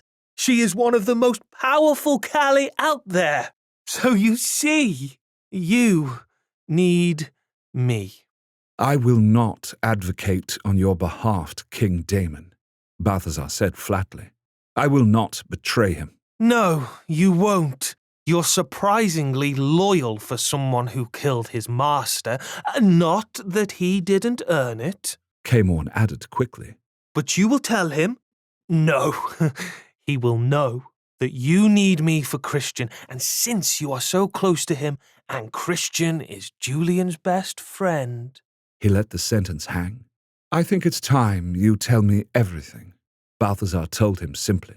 He didn't give Camorn a chance for it to be easy or hard. He didn't spare himself, though, either. A person's mind wasn't like a computer system with thoughts filed away in convenient folders. Memories from the present could be associated with those from the past. Then there would be random scents, colors, bursts of light, things that meant only something to Camorn. They would evoke great emotions in Camorn that were unmoored to any particular memory, or were attached to millions of them. Balthazar allowed himself to ride this ocean of memories and feelings. His subconscious allowed him to find what was most crucial for Damon to know, and that was his memories about Cully. What Balthazar hadn't counted on was how much like Roan that Cully seemed, and how much like him Camorn was. In one memory, he was in Camorn's shoes, so to speak, kneeling in front of Cully's throne, the beautiful child that Artemis, Cully, appeared to be, had one leg crossed over the other. He was bobbing it gracefully but negligently. Camorn had been kneeling like this for hours. Cully had not yet allowed him to stand, though he had said nothing to Camorn for half that time at least. Camorn's knees ached as his weight pressed them against the marble floor, but if he even so much as shifted a millimeter, Kali would be displeased. Caemon had duties to attend to his preceptor, and Kali knew this, but did not release him. But Caemon knew to speak out of line was to risk his wrath. Wasn't he wrathful now? Caemon had brought back Tarn and Farun, something that Kali could not do. "You know why I chose you, Caemon?" Kali suddenly asked, his young boy's voice musical. No, my master. Why did you? Caemon's heart quivered. Why had Kali chosen him above all? "You are so proud of yourself now. Those things that you can do now, like this raising of the long dead and putting them in immortal bodies, but that comes from me," Kali told him. Caemon wanted to say that it didn't. It couldn't, because Kali couldn't do what he had done, so it had come from Caemon himself. "I chose you," Kali continued on, "because no one else would ever have you. You were all edges and broken pieces. I knew you would be grateful to get away from the father that beat you, the mother who had died and left you, your lack of friends, your complete and utter lack of allies. I knew that you would understand that I am the only person who would ever take you on." Balthazar winced, even as he felt Caemon bleed inside from Kali's words. Caemon knew intellectually that Kali was angry for him for doing something Kali could not do. Caemon knew he had worth, but the words were still like slashes of a razor against his soul. Balthazar swallowed. Roan had said much the same thing to him, telling him that he was nothing, that absent the powers that Roan had gifted him with, no one would be loyal to him. No one would even like him. He hadn't believed it, but he had at the same time. It had poisoned his soul. So to see similar things coming out of Kali's mouth to Caemon was making him surprisingly rageful. "You're nothing without me, Caemon. Nothing," Kali said. There was no love lost there, but sometimes people were weak to those that hurt them. But Balthazar knew that Damon could shore up Caemon's shaky sense of self, treat Caemon in just the right way, ways he could tell Damon to do, and Caemon would be more than willing to be on his knees forever to the vampire king. But just as Balthazar was reeling from that memory, another memory caught him like a fly in a web. It was of the Harrow's deaths. The night was stormy. Lightning sliced through the night sky. Rain had turned the black asphalt into a river. Joanna and Jack Harrow were standing in this downpour outside of their car. This was near the place where the car would be driven over the cliff. 2 members of the Order held on to each Harrow. Caemon stood before them. What struck Balthazar immediately was how the Harrows were not overwhelmed by fear. They knew what was coming, but they were, both of them, studying Caemon with eyes hungry to know. Why must you do this? We mean you no harm. Joanna cried. Her beautiful face was streaked with rainwater. You should not have looked for us. Caemon told them sadly. You should have kept pursuing monsters that don't exist. You're not monsters. You're beautiful. Joanna told him, and that pained Caemon to hear. Killing us makes no sense. Jack said in a steady voice that sounded so like Julian's. We're no threat to you. You want to let the world know that we exist. Caemon pointed out. Jack actually smiled. Is that so very bad? Remember when you found out that vampires existed? Before you returned? When you discovered they really were immortal beings out there, what did you feel? Fear? Joy? Awe? All of those things. Caemon admitted. But there is a reason why we don't reveal ourselves to everyone. I think you two know that reason. We can prepare the world for this knowledge, Jack argued. Would you keep it to yourselves? This knowledge? Caemon asked. Yes, if we had to. We want to understand you. We want to know you. Joanna told him with such fervor. She meant every word, and Caemon believed her. Caemon drew out 2 diamonds as large as pigeon eggs. I wish I had another choice. Please. Joanna cried. Don't do this, Jack cried. Spare my wife at least. Please. No, I want to be with you, Jack. Her anguished glance at her husband spoke truth too. But how? Jack bit back Julian's name. He didn't want Caemorn to go after him. Caemorn drew on his magic. The diamonds glowed hot white. He reached for the Harrow's souls. Do not worry, I will keep Julian safe, unless he is as stubborn as his parents. White diaphanous light left both Jack and Joanna and streamed towards the diamonds. When that light filled the gems, the Harrow's bodies collapsed, empty vessels. Caemorn brought the diamonds up to look at them, glowing softly in the palms of his hands. Balthazar wrenched himself out of Caemorn's mind. He had seen enough for now. When he was conscious of the world around him again, both he and Caemorn were swaying on their feet. Blood trickled out of Caemorn's nose. Balthazar's head pounded. "Why can't you just be a bastard, Caemorn?" Balthazar muttered as he allowed Caemorn to collapse on the ground. I can bring them back. Remember that. Caemorn gasped out before he fell unconscious. Balthazar grimaced. They needed Caemorn as their ally.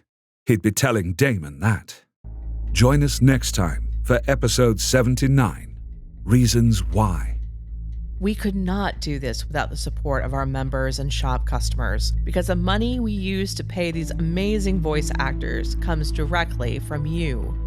We will never have the backing of a big company like Netflix or Disney. There is no safety net for content creators like us. But on the other hand, it also means that we only have our audience to please. Consider supporting us by joining the membership for a few months or buying an audiobook from our shop. Links to those are in the notes.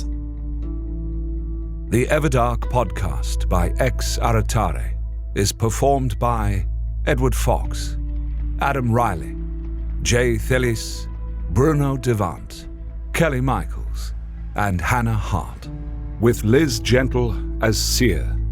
Edited by Matthew Prince, continuity by Adrielle Wiggins. Everdark is produced by Wraith Rain Publishing in association with Her Grace Reed Studios. Copyright 2022 by Wraith Rain Publishing. Everdark, Episode 79, Reasons Why. Last on Everdark, Balthazar interrogates Caemorn, delving deep into his mind, only to discover that he and the Kali vampire have more in common than either of them would have ever guessed. The mist drifted through the trees, curling around their trunks in almost lovers' caresses and leaving a kiss of moisture behind. The immortal Kali remained motionless on the tree branch. He stared unblinking at his prey. It was a night hag who was standing before a small pool of black water. The red and white moons of Everdark were reflected in the water's depths. She cooed as she leaned over to make a cup of one of her long-fingered hands and brought the water to withered lips and yellowed fangs. She made a disgusting slurping noise as she drank and washed the blood of her prey from her lips. It was the cycle. There were times when she was a predator, and times, like now, when she was prey. How long before Damon knocks on my door? His threat to the Harrows would not keep the immortal king away forever, no matter how softened he might be by having a fledgling finally. Damon was never one to back down from a fight or accept defeat, and he never let a challenge go unanswered. The night hag dipped her hand into the water again. A yellow gold leaf, slightly curled at the edges, slipped into her palm along with the water. She regarded it. Though dying, dead, it was still beautiful. He wondered if the hags knew what beauty was. He wondered if they knew what ugliness was, for they epitomized that. She twitched the leaf out of her palm and drank again. He adjusted his stance just barely, and her head lifted in alarm. She looked right and left and behind her, but not up. He'd been tracking her for an hour now. It was since Damon had used Armageddon against the Order. He had felt the ripple of vampires lost to him. He did not have the Eiros ability to read minds, but all immortals were connected to all of the vampires in their bloodline. He felt them go, like smoke blown away on the wind. If Damon was already powerful enough to do that after his long starvation, entering lasting would be easy. And he entered solace somehow. He could simply do whatever he did there to get here. Only my holding of the Harrow's souls is keeping him at bay. For now, Kali felt the heat of the 2 gems in his waistcoat pocket. The Harrow's strength was tremendous. They had been willful people when alive. That served them well in death. It allowed them to focus and evade him. He was certain that Joanna Harrow had communicated to Christian, a speaker to the dead of all things. She hadn't denied it, but she told him nothing, no matter how he had hurt her or her husband. The 2 of them were of one mind, to resist him at all costs. When he had realized that Caemorn had killed them, but kept their souls, his rage had burned hot within him. He had been so tempted to thrash his fledgling for his impudence. But then he'd cooled, as he considered that Caemorn had done the right thing. He'd done it for himself, of course, not Kali, but still, it had been the right thing. Now he could almost feel warmth towards his Caemorn. Almost. The night hag's thin, rotten lips writhed back from her fangs, and she hissed low in her throat. She'd scented some more prey, evidently. But she was still thirsty, so she remained at the pool. Kali stepped off the branch. His booted feet landed squarely on the night hag's bent back. She bowed underneath him. Her head snapped back, and she let out a shrill scream. Kali could have broken her spine, but he was going to draw this out. Because once he killed the night hag, he would need to return to his people and answer the questions they had. Soothe the fear. Kali vampires did not show emotions easily, but he could read every one in their faces, the set of their shoulders, the slight pauses before they spoke. It was intolerable to him. The night hag reached back with her clawed hands and swiped at him. He easily avoided those black-tipped nails. Scratches from the hag wouldn't kill him, but the poison in them caused painful pustules to form and burst. Not even vampire healing could completely keep the reaction from starting. But Kali was like a graceful bull rider as he effortlessly kept hold of the night hag while she thrashed. Her black-tipped claws came within a hair's breadth of his left cheek, but he moved back just in time. The whoosh of air was almost a caress. He dug his heels into her bony sides.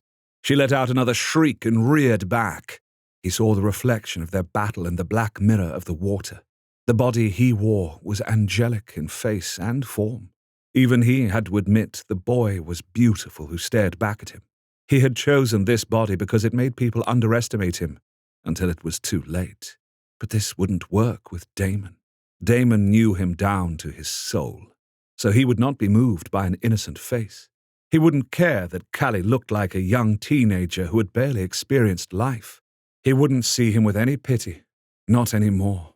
He reached down and grasped the hag's head in both of his hands. She thrashed. He could feel the saliva on her chin, slick and unpleasant. He felt her hot breath and the snap of her teeth as she tried to bite his fingers. A bite from a night hag was worse than a scrape of those claws. He'd actually seen such a bite kill a Kali vampire in a week. They'd become a formless mass of boils, pustules, and pain. He'd been the one to end their suffering and use their soul. Kali snapped the night hag's neck. She collapsed beneath him. He stepped off of her remains.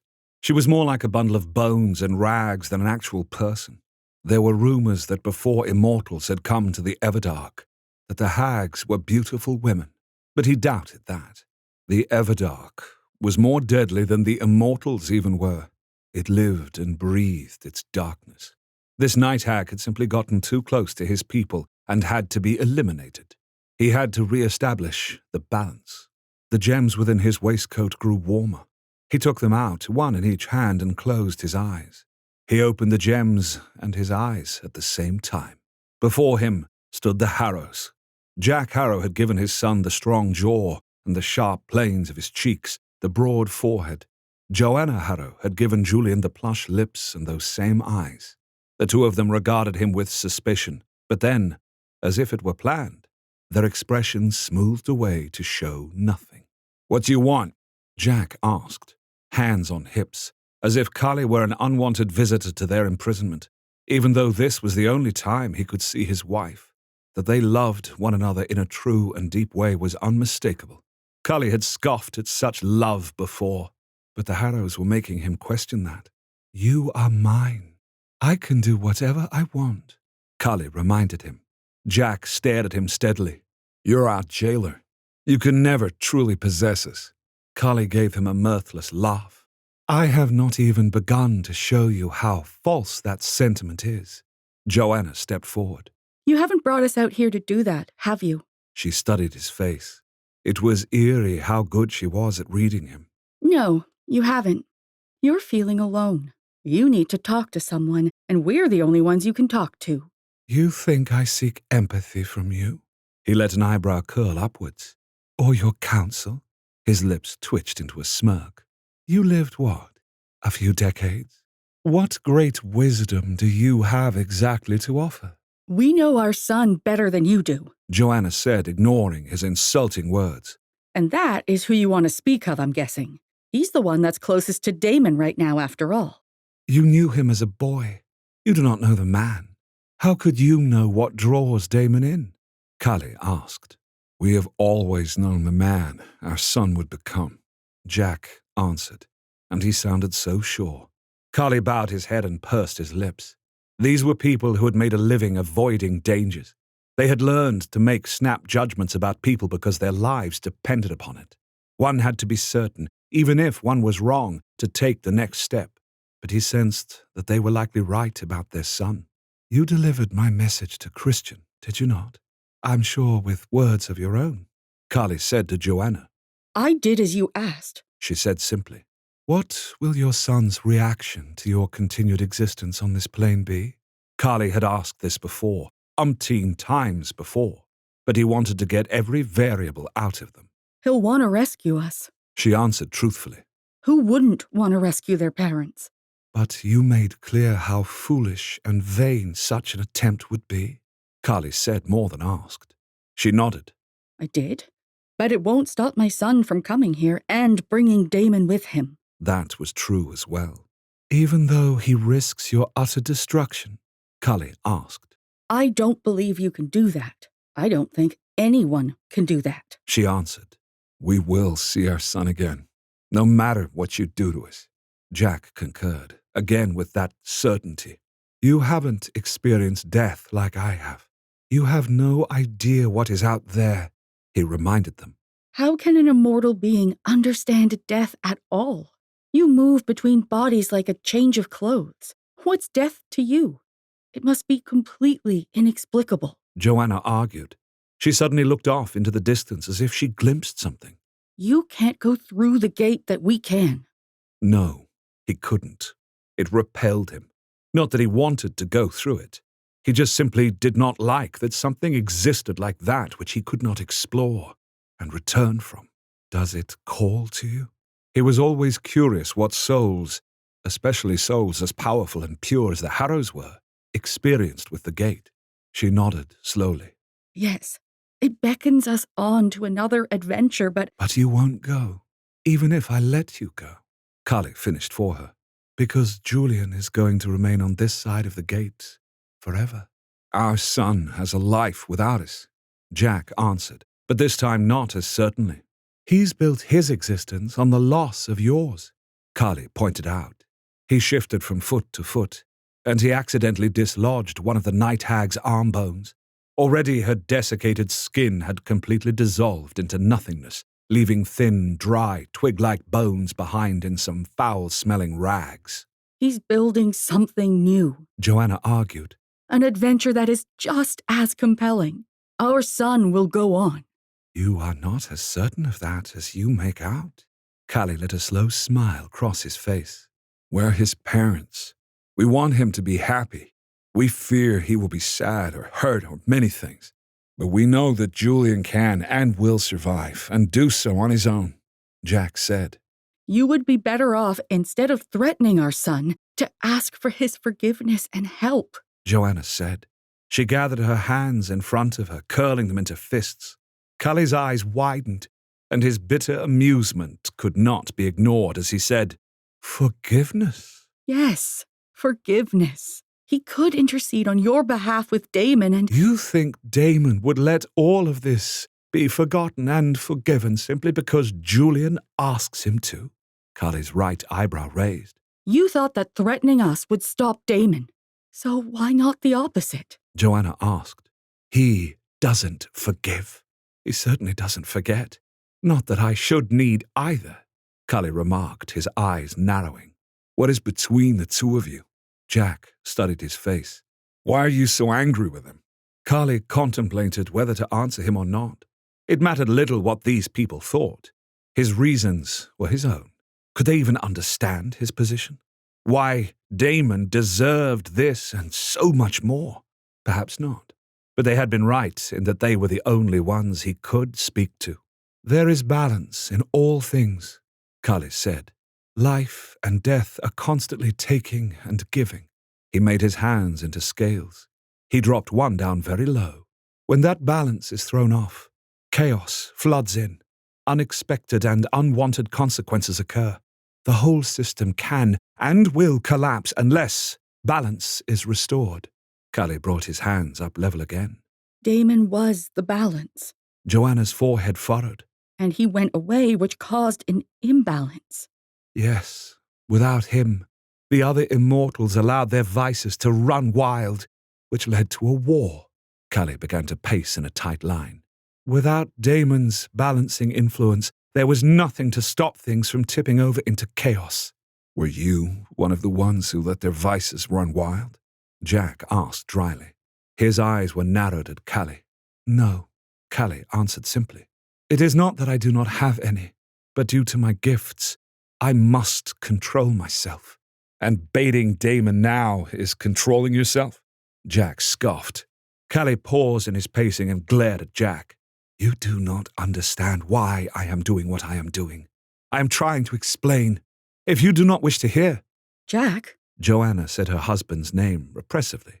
She turned back to Cully. Her expression was intense. Please, go on. Jack pressed his lips together but said nothing. He respected his wife greatly. As I was saying, balance. Cully began and gathered his thoughts. He started pacing again. So the war came. We nearly wiped out humanity with it. Jack's forehead puckered. There's nothing in our histories to indicate such a near ending, unless... The Black Death? Joanna gasped. That was a disease. Jack countered. That can't... We can make you think, remember, believe anything. Though we did not have Eiros then, there were enough of his bloodline to do what we needed to do. Remember that information did not pass so quickly like it does now. He reminded them. The fact that information could pass around the world many times in seconds was amazing to him. So how much of our history is false? Jack was scowling. Does it matter? Cully smiled. Of course it does. We believe things. We act on things based upon our past. If that past isn't true, history is written by the victors. It is not true. It is what people want you to believe. In this case, it was written by vampires, but it changes nothing. Cully spread his arms wide. You mean you wrote it? Joanna was frowning at him now. Someone had to re-establish order. Cully stopped in mid-step and held up a hand. Death had the upper hand. There were so many souls clogging the world. The gate was breaking open more and more. I could see how it would be. His voice drifted off. You truly thought that things were going to collapse? Joanna asked, but her expression was more tender, as if she believed him. I knew they were. So what did you do to stop this collapse? Jack asked. Many things, but the first of which was to push my fellow immortals from their bodies, those that had to go for a time, so things could be set up appropriately. Cully knew he was preening slightly, but it was brilliant. They had never suspected his ability to shove them out of their bodies like he removed himself from his. While they had all now gathered bodies, many did not know who they actually were. Some even thought they were mortals. His lips compressed. Those would soon have their powers coming online as Damon had returned. He affected everything. So you took out your fellow immortals. Then what? Jack's arms were crossed over his chest. His loyal soul did not like such betrayal. I did try reasoning with them, Jack, but they would not listen. I am not a great orator like Eiros. Cully pressed his lips together. He had been roundly ignored and even mocked, though he had tried to explain to the others what he was seeing. So I had to take steps. You eliminated the immortals. Go on. Joanna prodded. Humans need a mythology. It calms them. It makes them feel that things are in their place. So, I created the Order. He smiled. The name was so obvious as to what it was, yet the vampires had eaten it up and showed it such reverence, even though it had been filled with lies. But that had been necessary for him to re-establish balance, to heal some of the wounds that were made by his fellow immortals. But now Damon is back. Why are you hanging on to the Order? Why aren't you happy? Joanna asked. Cully's eyes narrowed. He was about to say something when suddenly in the blackness of the water he saw Damon's face. He quickly reeled in the Harrow souls into the gems and put both in his pockets. The face in the water was still there. It was Damon. Damon's red eyes tracked Callie as he slowly circled the pool. "It is me, Callie," Damon said. His voice was as rich and glorious as Callie had remembered it. That wild feeling of loss filled Callie for a moment, but he clamped it down. "How are you doing this?" Callie asked as he stopped at the very edge of the pool. He kept an inch between himself and the water. This was not something he recalled Damon being able to accomplish. "You do not know all my abilities, Callie." Damon tilted his head to the side. A dark curl fell across his sensitive forehead. "But you should guess this. You are in the Everdark. Everything in the Everdark is me. You know this, or have you forgotten?" "I thought you exaggerated," Callie admitted. "When you were asleep, the Everdark did not seem to care. It went on without you. We all went on without you." Those red eyes hooded for a moment. "Nothing went on without me, Callie. I was always here, just sleeping. If I were truly gone, believe me, all would know." Callie stared at that beloved face. "What do you wish to discuss?" "I want you to stop this defiance, Callie." Damon looked at him sternly. "Nothing good will come of it." "I have the Harrow souls. If you come to Lasting, I will destroy them. You know that I am not one to make empty threats." He tipped his chin up. Damon's eyes burned sulphurously. "And I am not one to take such an action lightly. Do not make me destroy all that you have built." "Your return is doing that, sending us into chaos again," Callie said with an angry shake of his head. "I will establish true order, not this false religion you have created," Damon told him. "If you value such peace, you should surrender and accept punishment for your actions." "Punishment?" Callie's eyes narrowed. "What about your punishment?" "Mine?" Damon tilted his head to the side. "You think to just walk back in after all the damage you caused? To take over again as if you never left? To go forward without any regard to anything?" Callie sliced a hand across the air. "I am king," Damon answered him simply. Callie glared at him. "You do not deserve to be king. Don't you see that? By abandoning us, you proved that." "Callie, I am king." Damon stared at him. "Whether you think I am a good one or not is irrelevant. I am king." Callie threw a stone into the pool, eradicating Damon's image. We shall see. Join us next time for episode 80, Break. We could not do this without the support of our members and shop customers, because the money we use to pay these amazing voice actors comes directly from you. We will never have the backing of a big company like Netflix or Disney. There is no safety net for content creators like us. But on the other hand, it also means that we only have our audience to please. Consider supporting us by joining the membership for a few months or buying an audiobook from our shop. Links to those are in the notes. The Everdark podcast by Ex Aratare is performed by Edward Fox, Adam Riley, Jay Thillis, Bruno Devant, Kelly Michaels, and Hannah Hart, with Liz Gentle as Seer. Edited by Matthew Prince, continuity by Adrielle Wiggins. Everdark is produced by Wraith Rain Publishing in association with Her Grace Reed Studios. Copyright 2022 by Wraith Rain Publishing.